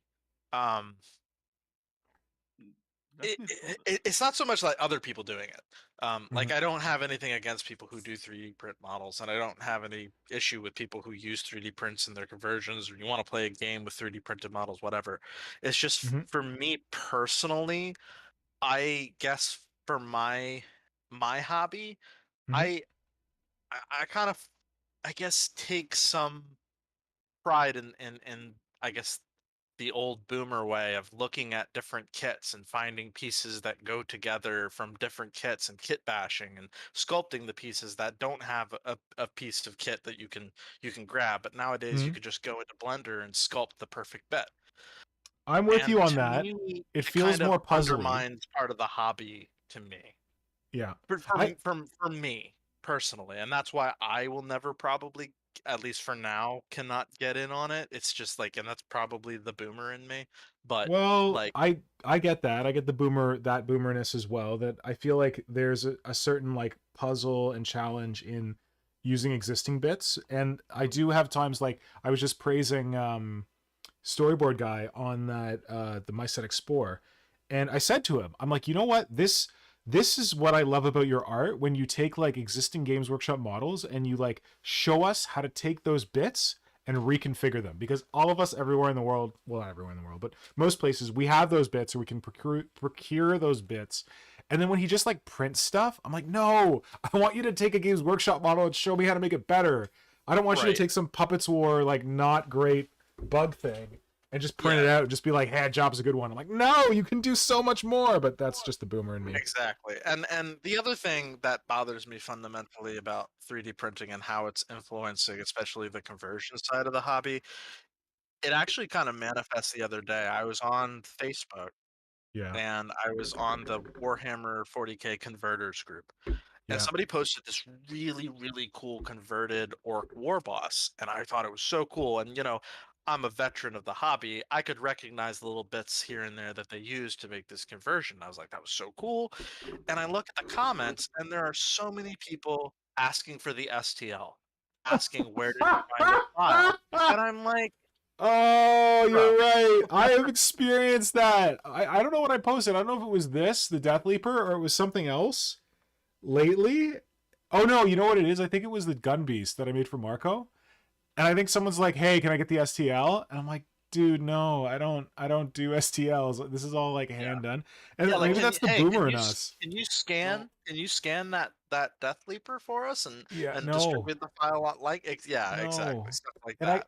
I kind of like, go ahead, Kajan. So my question now is to throw you that curveball. What would you do if the guy who commissioned you for this Deathleaper goes ahead and scans it and sells the STL? That would be shitty. But it is the case that he paid me for this. Like I didn't do it for free. I charged him a fee. He paid me for it. And it's in his hands. I guess he can do whatever he wants. I would, like, if he were to do that, I would hope that he would pay me like some kind of royalty on it, but there's nothing stopping him from doing that. It's kind of in the same vein as like you get a piece of art commissioned and somebody makes prints of it and sells it online. Yeah, and like this is the thing. People ask me about that. They're like, "Oh, you should scan your models. You should 3D sculpt and you should print them and stuff." And like the prices that I charge for a commission, I could never charge for a scan or a sculpt or a 3D sculpt. And I honestly believe that once I do that, it's going to be a race to the bottom. That like Darth Bob, you know what I charge for commissions because I'm doing one for you. Yep. And that's because like I take the time, I do it by hand. It takes me like hours and days and weeks. And I come up with something unique. I think their prices are kind of I think your prices are kind of screwing yourself personally. Well, But the it's way my partly you enjoy what you're doing. So the way my like, prices work is that you ask me to do something for the first time, and I'm going to undercharge you because they don't realize how long it's going to take. So Darth Exactly. Bob got in on the ground floor on Hell, and I'm like, okay, yeah, this is how much it'll cost. And then I always, by the end, I'm like, oh man, I should have charged more. Like this Deathleaper, I'm making this, and I'm making 2 other Deathleapers to go with it, like smaller ones, and I have definitely undercharged. But so this, but that's the thing. Like this person took their chance. Darth Bob took his chance. They're being patient with me. They're waiting for me to produce something with them, and at the end of the day, they're going to get more than what they paid for. But if I were to do it like 3D sculpting, with the with the partially sculpted red dragon. yeah. Well, but if I did this like STLs and stuff like that, the most I would charge anyone is probably like $20, $30 or something. Like people are not going to pay more than that because they're used to getting them for free or they're used to getting them for cheap. And I'm not, with the amount of time that I put into this, that's not going to be worth it for me. But yeah. I feel like this is a good place. I was going to save this for later, but as we're talking about this kind of shit, let's talk about this picture that Darth Bob pulled up. The next one that, or one of the ones that he wanted to talk about. I'm going to give everyone in the chat a second to catch up and let us know if this this creature looks a little familiar to you. Did you show this to Marco or Simon? Don't give it away. While we wait for chat to catch up, Yeah. Peter Hampson joined us. Oh, Peter Hampson, welcome, man. It's late for you. Glad you can make it. And Phyllis said it's easier to pay for an original product. Let's face it, we are in the minority with sculpting and converting. Do you think we're in the minority? That's interesting. I wouldn't have described myself as being in the minority, but maybe we are. Well, Tom Mason, I don't know if he's also a sculptor and he has a YouTube channel and he used to also do sculpting tutorials and stuff like that. And he just a couple of weeks ago did his first live stream similar to the Creature Conference, where he had a bunch of other industry veterans on, also sculptors, and about an hour in towards the end they were like, yeah, we don't sculpt in medium anymore, we all do 3D sculpting now. So that's apparently where we are at the moment. Well, like honestly, I could be just shooting myself in the foot. And like if I did like 3D sculpting, maybe I'd be able to sell like tons and tons of it, and it would be whatever. But I feel like as soon as I sell, well, no, I feel like as soon as I sell one file, it's out there, and like people can probably share it for free and stuff. Yep. NFTs. Okay, Peter Hampson, that looks oddly familiar. Tell us where this looks familiar from. That's what I'm looking for.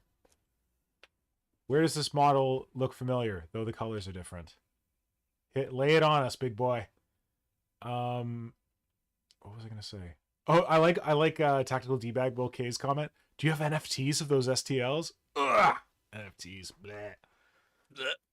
Oh my god, I went to New York City a couple weeks ago, and that was we stayed in Times Square, and that was all that was plastered all over the billboards in Times Square was ads NFTs? for NFTs. Yeah.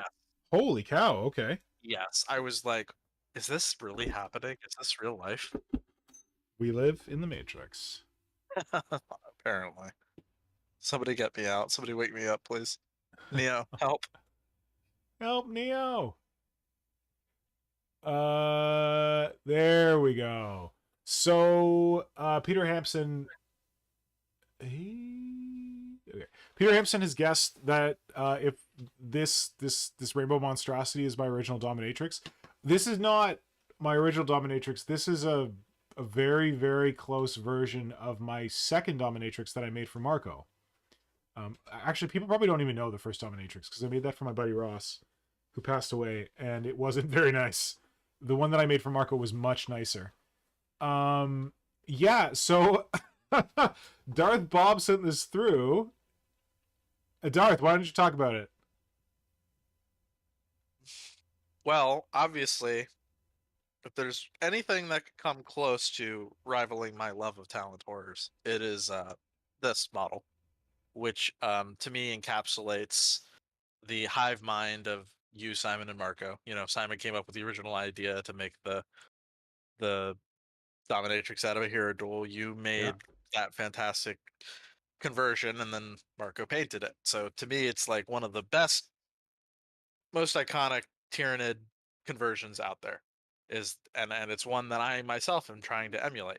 So when I was scrolling through Facebook and I saw this, I was like, wow, that is first of all, I was like, well, that's a very interesting color scheme. And I was like, it's interesting to me, and the first thing that stuck out to me was, even though like this was just a work in progress post, it wasn't like the full post of the conversion, not a single reference to what this model was inspired by, where this conversion idea came from, even down to the shape of the mandibles is identical. See, did The you little realize lip that when you pad. posted it? Because you didn't say anything, you just posted it. I just wanted you to see what your reaction was. Oh, so you were trolling me, you bastard. A little bit. Okay. Controversy on that regard aside, I actually do really love the subtle like patterning in the rainbow carapace, that Yeah. kind of almost like marbly pattern. That's Yeah. very cool. But yeah, and then this kind of gets back to some discussions we touched on briefly about emulating work that you love. So And this is where it why I'm comes- glad you brought this up. And like on the back of like people copying stuff and like STLs and scans and all that shit. Yeah, so this is a very close inspiration of the dominatrix I made for Marco. As Peter rightly noted, and as you just said, Darth Bob, those mandibles, I made those from plasticard. I hand carved them into that exact shape. I put those like weird vent holes in them. Like ripper on the end of the tongue. Like I think they took the existing Heradual claws and sculpted the plates onto them, which is pretty like standard for Scything Talons now, but like I did that too. I don't know the where hands those are god pretty awful similar from what you can see. Yeah, the hands are super close. Which wasn't tough because I took like pieces from like Carnifex carapace and used them as claws and then sculpted in the fingers. But yeah, like the way the neck carapace is done, I don't know where those weird guns on the neck came from. I did not do that. They kind of phoned it in on the like I did show symbiote this stuff. to Marco and Simon, and Marco did comment that, or Simon I think commented that the gun on the back could use some Viagra. It's a little droopy. And it just kind of like curves out of the back. So this is I was really interested because at first when I saw this, I'm like, yo guys, like you didn't even try. Like this is just a straight copy of what I did. And like we were saying, that like when people are resculpting Parasite Mortrexes, or when people are resculpting those second edition warriors, they didn't even try to change them. And like the thing that I was most worried about is that, like, I think this is a conversion of a Heradual, but I was concerned, is this an STL? Like, I don't know. I think this is probably the official Hero Duel model. My tinfoil hat theory, and this probably isn't that tinfoil hatty, but what I think probably happened is, since this is a commissioned studio, I think somebody contacted them and was like, "Hey, I want a conversion like this," and they sent a picture of your dominatrix, and they probably specified specific parts of the model that they really liked, like probably the mandibles, the shape of the carapace, the way it was angled, etc. And then they were like, "But I want a droopy dick on its back for some reason." and a couple more dicks on its neck. I think the gun on the back was simply money constraint for the commission. Yes, because very likely. your original uses has a model behind the gun. Oh yeah, the rider. The symbiote. And this one doesn't. And the arm. I feel like I've seen this gun somewhere. I feel like this is a bit from another model, but I don't know. Maybe I'm wrong. I don't know. I don't know. Probably might recognize it, but you could be right. That could be a 3D print. The sides look like the Hero Duel sides without the thumb. Where I think they just cut the thumb off, and that's when I saw it. My reaction was someone just took their Hairdo model and sculpted this to look like your dominatrix. Well, my dominatrix is a hairdo model, so it makes Yeah, sense. It this also was looks shorter. It looks like they kept the arm positions in the same spot, whereas yours, like the rear arms were like the arm joints were sculpted over, and then the front joints became the rear arm. Because you made yours a lot longer. This one doesn't look as Yeah. Oh, long. I can't really tell that from here. I guess I shouldn't say it's mine. It's ours, as you said, Darth Bob. And I like how Yes. you like described that. I didn't really think about that. That it is a hybrid of Simon's concept, Marco and me working it up into a new concept, and then Marco painting it. So it's our dominatrix. But This is the Golden Demon Dominatrix. I think again it won bronze. But yes. It's still the Shroud Mother of Tanaber Prime or whatever. Oh, look at you getting the name right. I Good work. love that model. So do I. I honestly like. I made that big giant dominatrix for C Tarnor, and I love that thing. And I sculpted the entire thing from scratch. But I don't know that I love it more than this one. I'm sorry, you can't beat the OG. You just can't Hold do on. it. I should go find the original and stop just like talking about it and show people what the hell I'm talking about. Let's see a real dominatrix.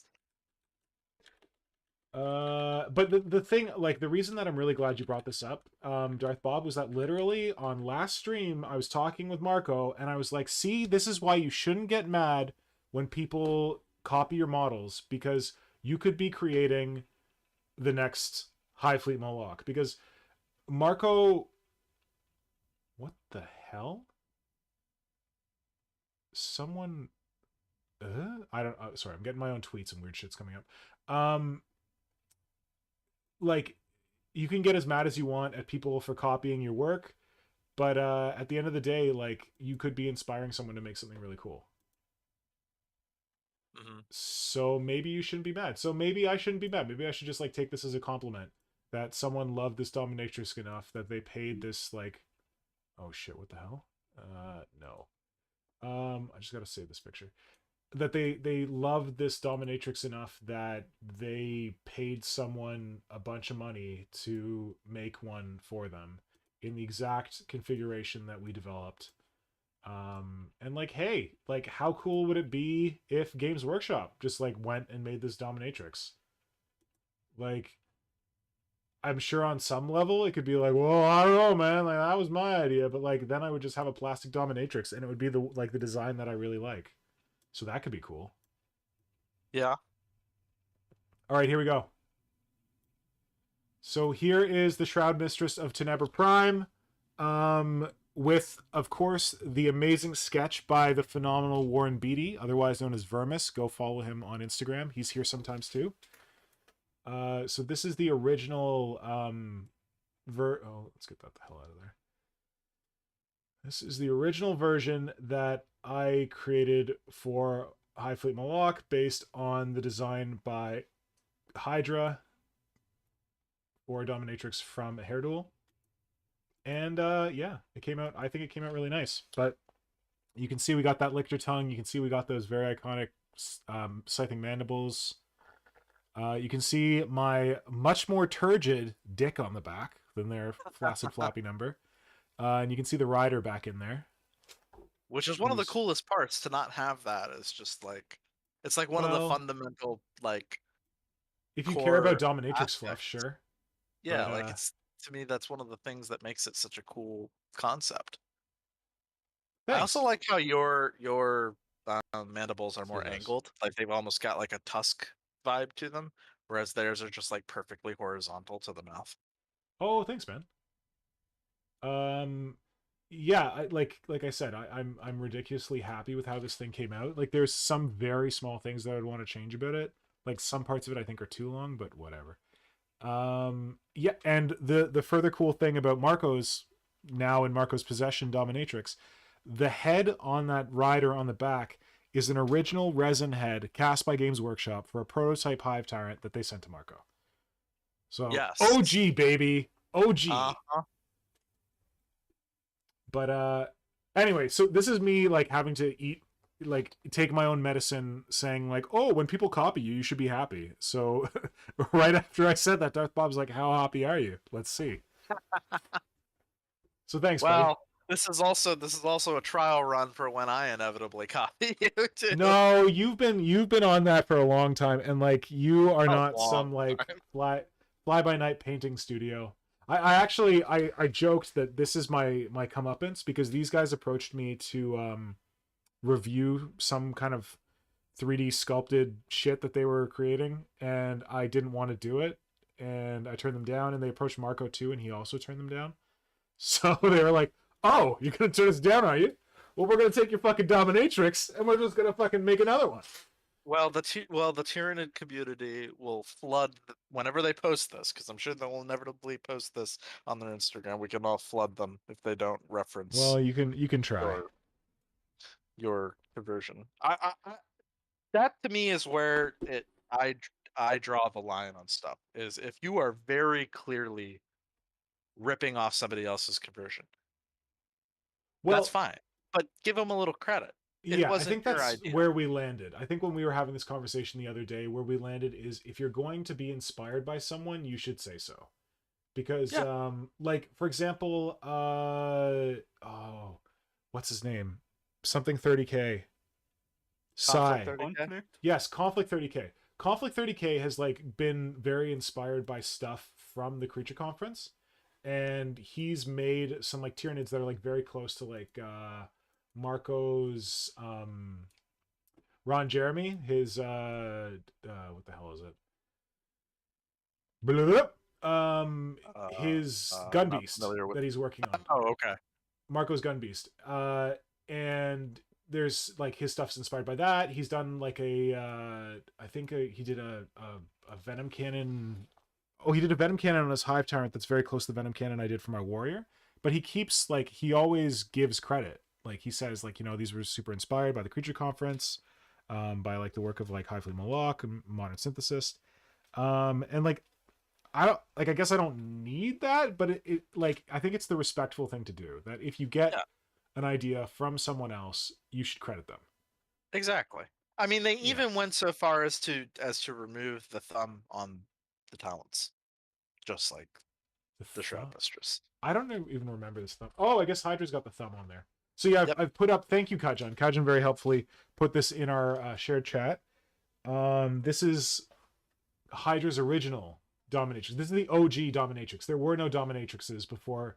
Well, no dominatrix from a Heraduel before Hydra created this one, which I still love. And he won a golden demon for this, and I think it was a gold or a silver.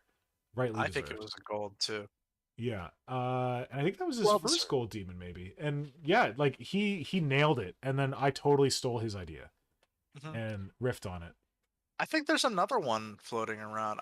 It was another like really popular Warp Shadow, or I forget his name. He had the orange and black Tyranids. Yeah. We don't talk about that. Oh, we don't.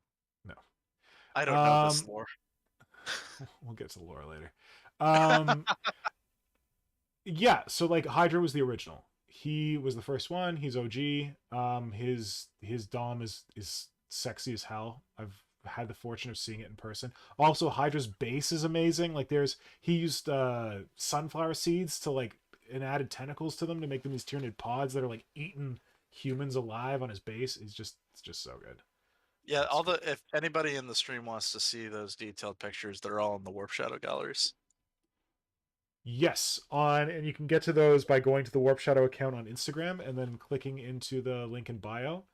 And you might have to click around a bit to find one that has the link to the Warp Shadow galleries, but they're on Flickr. So if you search Flickr Warp Shadow, you might find them.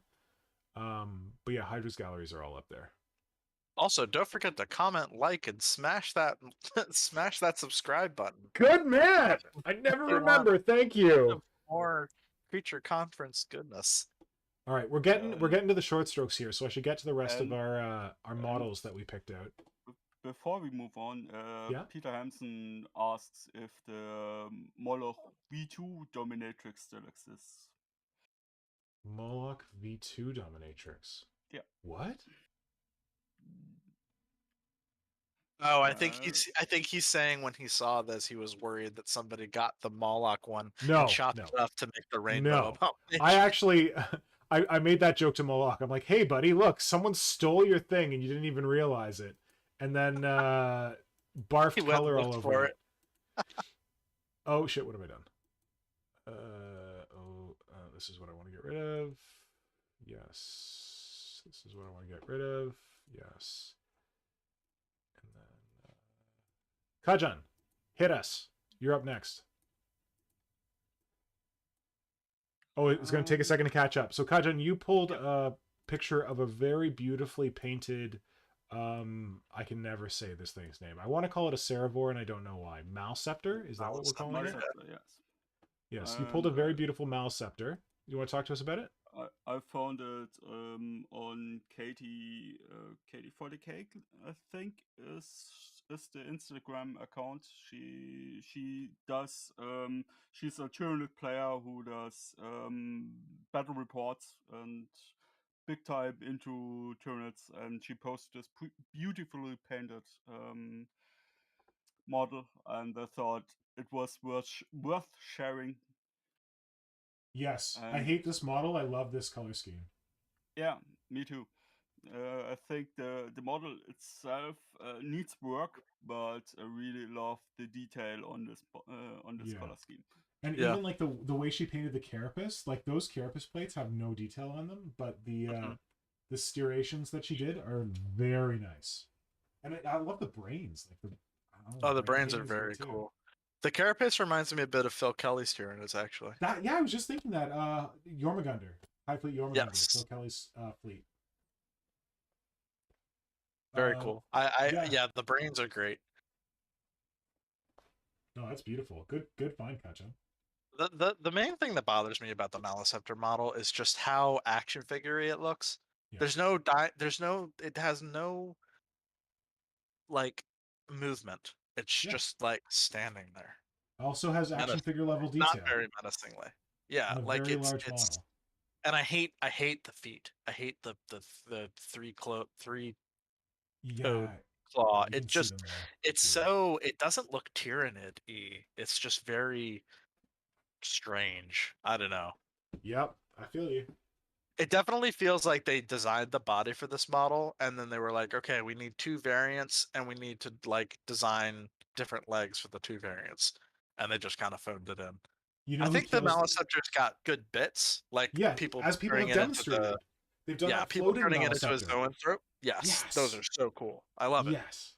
Also, if you go and check out Thrifty Squirrel on Instagram, Thrifty Squirrel, you'll have to go back a bit, but Thrifty Squirrel made a Toxicrene where he took the tentacles and he mounted them like coming out of the back of the head. So fucking cool. It looks amazing. It looks so much better. Look that up right now. Yeah, definitely. Yeah, Will K says Hasbro's Tyranids. I love that. That's exactly how I feel. Bill. Thrifty Squirrel also posted a couple nice bags of Carnifex this week. So nice. Just check him out anyway. Follow everything and look at everything he does because it's really good shit. Yeah. Like no question. He follows me on Instagram. I feel nice. bad not following. Well, he's really cool. He's a smart Tyranid dude. I would hope so. Okay. All right, and then so that's that. Gotten kind of like out of order here. Stuff that you guys sent through. Okay, done that. Done that. That's mine. Oh, do I have 2 of mine left? Have I gotten through all of yours? No, you've got another one, don't you, Darth Bob? Yes. Yeah, it's Brett's. Yes. Getting on from Maliceptor to cool little Zoanthrope thing from our good buddy Brett. I'm surprised Brett's not here. Oh, but Brett's got a changeable schedule, I think. Yeah. Well, I'll ping him and let him know that you are mentioned on the stream. All right. Well, why don't you tell us about this model and why you wanted to talk about it, other than it being amazing? Because he is small and perfect, and I love him and want to protect him with every fiber of my being.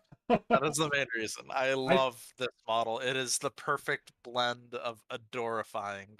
It's horrifying and adorable. Did you just make that up? I've never heard that. Adorifying? Adorifying? Yes. Is that a thing? Yes. I'm sure somebody else has used it It before, is but now. It's amazing. I love it.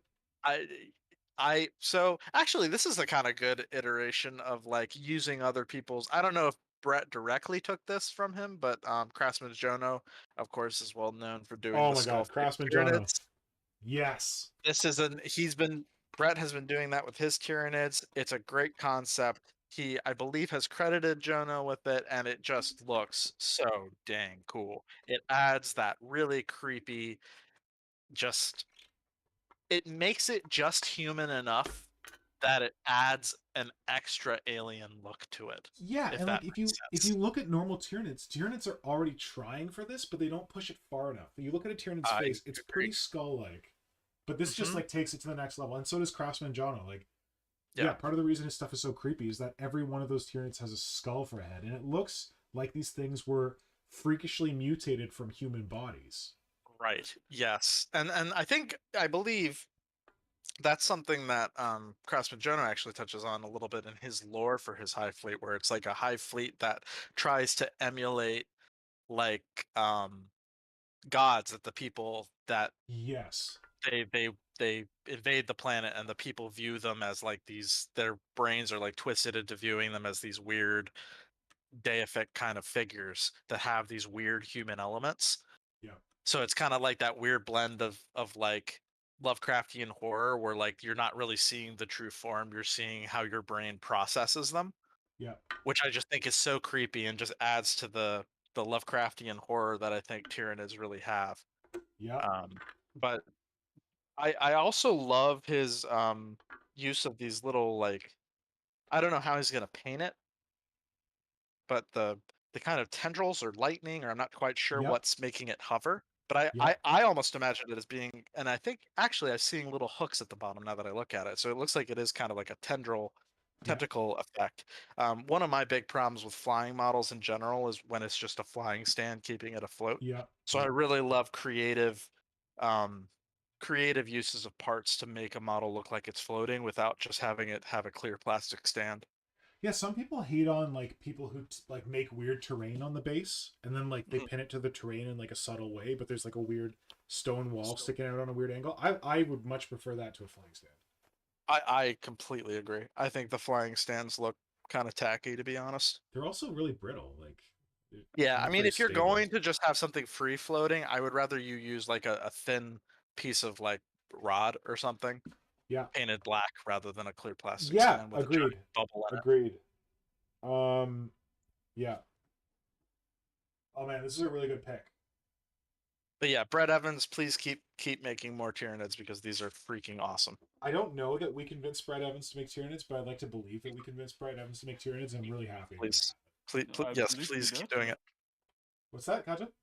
I believe we did, at least based on the Discord group. I think he Oh, good. said that we hastened along his journey into Tyranids. Happy to hear it. Yes, Ugh. I can't wait to see more. Okay, speaking of hastening along, I'm realizing that we're getting up to pumpkin time, and I got too heated on the dominatrix question, so I fell behind on my own picks. So we've got another one of my absolute favorite Tyranid creators, non-standard template construct. This guy is insane. He made one of the first things I ever saw non-standard template construct make was a huge hair duel just made of like Voltron Tyranid bits. And like I don't usually love that, but his worked for me. And this is not the most perfect angle on this bug, but this is like a tanker bug from Starship Troopers. Yes, that's So it's got immediately like a what I little thought of. head down in the right there where you see like the Tyrannocyte Mhm. carapace plates. Again, like the one we saw from Storyboard Guy, using them as legs. Such a good move. And like the like whole shielded foreleg thing, which you know I love. I'm obsessed with. Yes, so cool. Um, Also a really good use of that awkward fleshy sack from a Tyrannocyte, turning it into a giant gun and sculpting those armor plates on top with the kind of like sporocyst chimneys on them. Mm-hmm. Yeah, I love this dude. And I think it even has like little like insectile like legs coming out the sides there, made from trigon antenna. Oh yeah, that is cool. So yeah, check. There's way more views of this on non-standard template constructs page. Also, non-standard template Check that construct out. has just been like firing out posts lately of really cool Tyranids. So go check that out on Instagram, definitely. Yeah, his stuff's very cool. I like his parasite too. I don't remember his parasite. I'm gonna have to go look that up again. It's got like a big bug abdomen and it's like stabbing a space marine, so you'll love it. Oh, I do love that. Oh wait, I do. Wait, it's not painted, is it? No, it's not. No. That was the other one I was gonna choose for this week, but I had to limit myself to 3. It uses the plague drone wings. Yeah. And I remember it. Again, I don't like Tyranids with obvious bug parts, but I can tolerate those plague drone wings on that parasite because it looks great. Yeah, I also have. This is once again getting back to the lore thing. I'm not a huge fan of Tyranids with more than 6 limbs, but Yeah, again, it looks cool. Rule cool wins out at the end of the yeah. day. Yeah, my thing is that like Tyranids are not bugs, and Yes. like they are weird bug slash dinosaur slash alien slash insectoid slash all kinds of stuff, crustacean, and I love that amalgam. And if it goes too buggy, it just feels too simple for what a Tyranid is. But that's Yes, I personal agree. taste. Yep. Okay, I'm gonna ditch this one and pull up my last one, which is a goodie. I called this one Perfect Scheme. Perfect scheme. Perfect I have Scheme. Oh, I know that. I know. Yeah. Perfect paint I. scheme. Yeah. That was that. Yeah. Yeah. Yeah. Yeah. I can Yeah. never get enough of the paint scheme from the cover of the 3rd edition Tyranid Codex. It's just so friggin' creepy and interesting, and it has like the weird stuff from Tyranids in 2nd edition where they have like line markings on them. And this was posted by Iron Wolf Hobbies this week, and like I've seen a couple people doing this, Yeah. and it's just so good. And like one day It's I need gotten to really paint Tyranids popular like this. lately, I've noticed. Yeah, I don't know like why, but like I honestly feel like one day I need to paint some Tyranids like this, even though this isn't my Yeah. fleet scheme, just because it's so pleasing to me. I've been flip flopping on the Tyranid scheme I want to do, and I think I pretty much settled on the one I want to do. And it is not exactly this, but it is definitely a riff on the old 3rd edition scheme. Because Good. when I think Tyranids, I think of the cover of the 3rd edition codex. That Adrian Smith art is, to me, the most iconic piece of Tyranid art out there. And for some reason, for me, I feel like something like this would work well for your guys because there's supposed to be that kind of like weird biblical demon creepy thing. Yes. I feel like this would be creepy enough to capture that.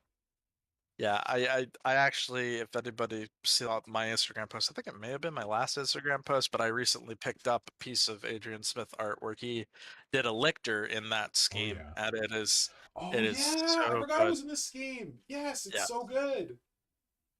I love so just having an Adrian Smith original in that scheme, it's like, oh, it's one of my favorite pieces I now have in the gallery, the quickly growing gallery, which Did you actually I just actually got get in another piece contact with delivered. him, or did you buy it through that intermediary? I bought it through an art dealer who had Okay. it. It was actually the guy who sold me the previous Adrian Smith piece. You jammy bastard. Okay, so I think that was the last Tyranid that we wanted to talk about. And I know we were going to try and keep this to close to 2 hours. Yes. So, yeah, thanks, guys, for joining the stream, Kajan and Darth Bob. Yeah, it was a lot of fun. I actually got a good bit done on the sculpting, more than I That's thought I great. would get done. As you That's can what I see, really like about doing these streams is that it gives me a reason to hobby when I'm not feeling in a hobby mood. Good. As you can see, I got nothing done because this is what I got done. This is what my That camera's is been more doing. than enough. I did that earlier, but I guess like we talked about some stuff, we threw up some pictures, we had some chats. Hopefully people enjoy it. And yeah, like no, this has been good, and I'm glad that we did this thing where we pulled like the Tyranid picture. So folks, if you enjoy this, please let us know in the comments. This kind of like structure where we like pull some Tyranids that we like from the week and talk about them, because we could do that again. Yeah, I think that's a great idea because it also shows off people's work in the Tyranid community, which at the end of the day, that's really what the Creature Conference is all about. Agreed. I feel that strongly. And if anyone has questions about Deathleaper, leave them in the comments. Message me on Instagram. Those are the easiest ways to get at me. At some point, I'm going to post this on my blog. I promise. At some point. Yeah, but it's been a lot of fun to make this guy, and I'm really proud of him, and I'm glad the community likes him so much. And I keep telling myself that I'm going to make a conversion video for how to do this, because it's not hard. But that is a bit of an effort. So, but I really need to do it because it's not that bad. Right. And I think that like I could get people to like a basic level on it. Maybe not with like the really involved like Roberto Cirillo Mantis clause, but we could just like slap a Siping Talon on there, and then people could mess around with it if they want. Yeah.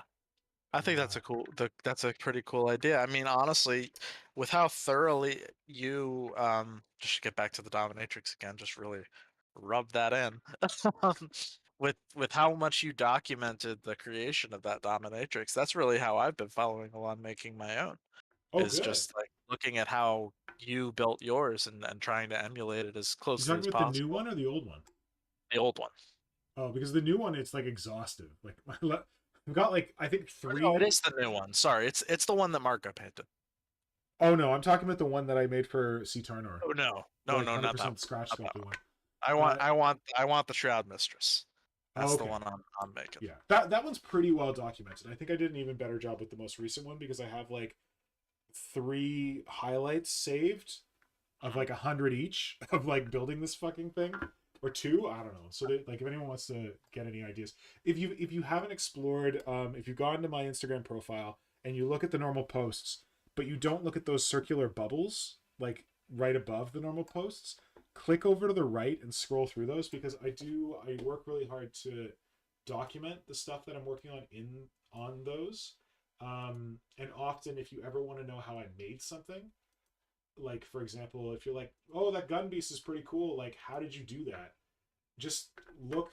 Oh, here, hold on. I loved your one story earlier in the week where you were like, I forgot how I did that. Yeah, like these things are good for me too. Hold on. Browser share. Modern synthesis. Let's see this guy. Go ahead, Kajan.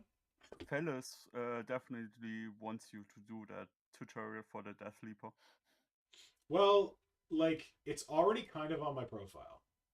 To be honest, here I'll show you. So if you, I don't know like how much people interact with stories. I try to post interesting stuff in my stories. This whole thing where we like talk about cool Tyranid models from this week. I just pull them from my stories. So if you want to see them, just you click on my icon thing, and it brings up the story. And I've only got one posted today, but you do this on your phone. Works just the same. But I'm doing it on desktop here. And but what I was talking about with the saved stories, you got my icon thing here and my bio blog, and then you got my posts down here, and of course now it's not loading that row because it's helpful like that. Come on, buddy, you can do it. The 5th member strikes again. God damn it! One last time before the night's over. Stupid moron. What the hell? Why is it not loading? Oh my god. 100 likes, 17 comments, 1 new follower. Mr. Popular over here. Hey man, when you do Tyranids, they like it. So, like for example, you see here there's a Deathleaper bubble, and there's like a High Fleet Angerboda and a Viridian Stalker, Critman, Gun Beast. You hit this Deathleaper bubble, and it'll come up in chronological order from like the first story that I've saved in this highlight. So like this first story is a video that shows that conversion I was talking about with the tail, and how easily it is to just like pull that flying tail out, turn it around, put it back together. Got a little bit of cleanup, but it's really not that hard. And then as you click, it'll just go through the different stories. So there you can see how I just used like the middle part of like the tyrant torso. This is when I figured out the wing thing. That's about a year ago. And then just like as I'm like building it up.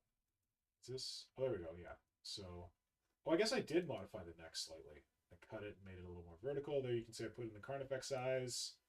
Messing around with big giant Siping Talons. Filling in the crotch bit. Yeah, so there's all kinds of stuff in here that shows how I went about this. So definitely go check that out. And like I have these for various different projects. Like you want to see how I came up with like the Standagons, like Viridian Stalkers, they're in here.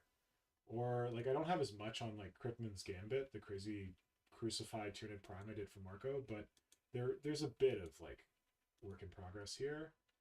But there's tons for the Gun Beast, like Marco's Gun Beast that he finished painting sort of kind of recently. I did a pretty good job of documenting this, and this was the one where I was looking at these finished gun like armor plates. I'm like, how the hell did I do that? Like especially the bulge in the middle and like the Carnifex plates on either side. I'm like, oh, I cut it down the middle, and then I like glued it onto that bit from the Tyrannifex gun. That's how I did it. So that was how I kind of reminded myself. And it's like, how did I build that gun? Oh, I used these pieces of plastic card. Yeah. So these can be useful if you're wondering how I did something.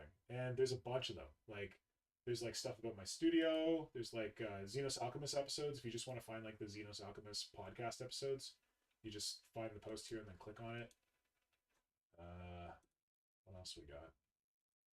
Fountain pen shit, creature conference shit, how to sculpt tips. How to sculpt. How to Project sculpt. Project Red Dragon. What the hell is that? What's I that don't all know. about? Something that'll never be done, but that's Hey, okay. it's gonna happen. It's gonna happen one day. I'm excited. I've got about 6 posts in this one, but this is the Carnifex I'm making for Darth Bob.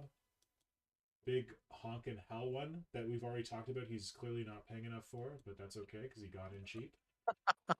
Look at this big boy. Oh man, he looks so good. I want to get back to him right now.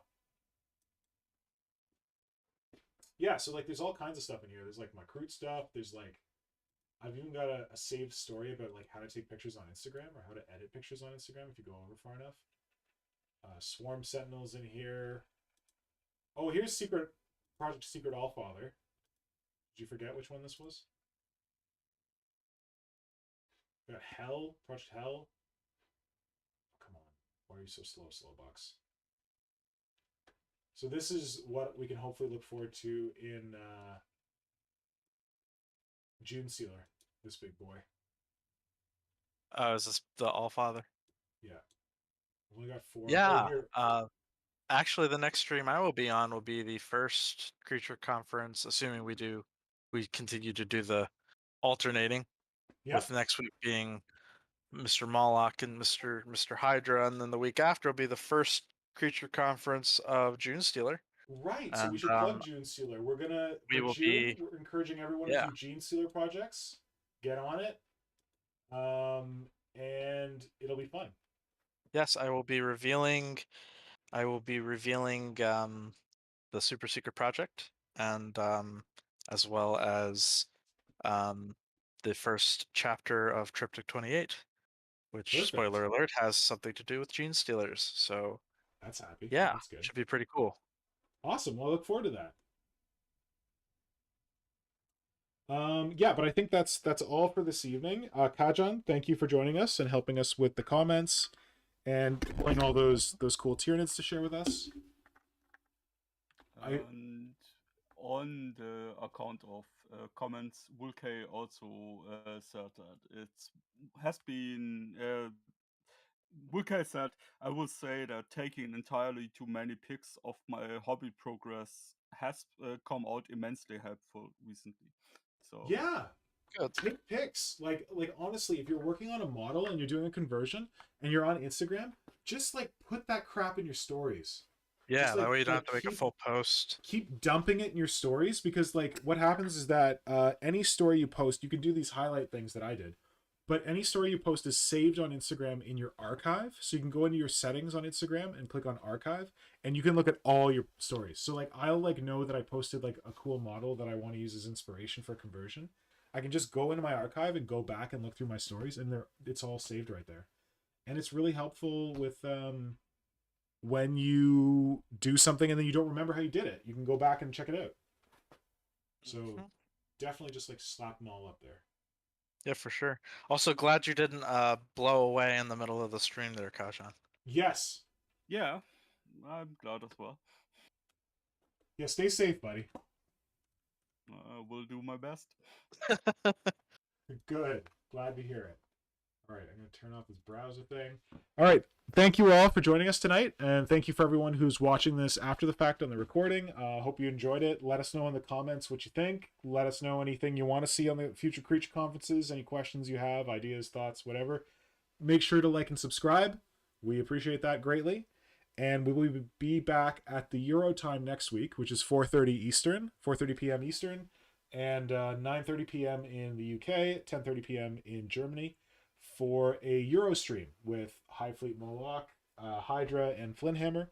And then in 2 weeks, as Darth Bob said, we'll be back here, hopefully with Darth Bob and Kajan, as long as everything goes well. And we'll chat some more. That'll be the beginning of June Stealer, so we can look forward to that. Gribbly fun. Yeah, it's gonna be awesome. But if you're getting ready, make sure to get some Gene Stealer projects ready to do in June Stealer. The theme that Flynn has set for us this year is non-combat, or like, what do you say? Minor. Don't do minors. No Don't minors. do minors and special challenge for royalty. Yes. Okay, there you go. So yeah, no minors. That's MINER, but we also don't want any MINORs. So yeah, like take the Gene Stealer cult, take them out of their mining gear and put them in something different. Like, be they like random schmucks working around in a factory or whatever, or also royalty, like getting inspired by like the theme of like royalty and how Gene Stealer cult Love to see some like fantasy night world Tyranids or Gene Stealers. That would be cool. We got a bit of that last year. I'd love to see more. Yes, that'd be very cool. Some more of that. Yeah, and like we really look forward to seeing what you come up with. And June Stealer was so much fun last year. I think it's going to be even more fun this year. I'm really glad that Flynn is like right on top of the Warp Shadow account, because I am shit at running that thing. I'm good at getting excited and setting things up, but not at running them apparently, because I got other stuff going Here, on. Flynn, you do this. Well, no, I'm really happy that Flynn was like, he offered, he's like, hey, if you need any help with Warp Shadow, I'm like, yes. And then it took me like 3 to 6 months to actually get him the keys so that he could help with Warp Shadow. But I'm really happy that he's doing it, because he's doing a phenomenal job, and it's doing the kind of stuff that we did this week, which is just kind of like surfacing cool Tyranids for everyone to see. So Yes, big more props of to that. Flynn. If you like the Warp Shadow account on Instagram, make sure you comment and like it and tell Flynn what a good job he's doing. If you're not following Warp Shadow on Instagram, make sure you look up Warp Shadow, like the old Tyranid board. It's just a profile that showcases cool Tyranid art. And if you're doing cool Tyranid art on Instagram, make sure to tag it with hashtag Warp Shadow, because that's the signal to us that you want it to possibly get featured on the profile. Then Flynn can grab it, slap it up there, and you can share it with the community. All right, Darth Bob, I won't keep you any longer. I know you got to go to bed. Yep. So Work early in the morning. thank you to everyone who joined us tonight. Thank you to both of you for helping co-host this stream and have Yes, some thanks for having random me Tyraniid again. chatter. My pleasure. Great. No, I think it was really good. And we'll talk to you definitely in 2 weeks. Absolutely. All right. Looking forward to it. Bye. Bye. Bye.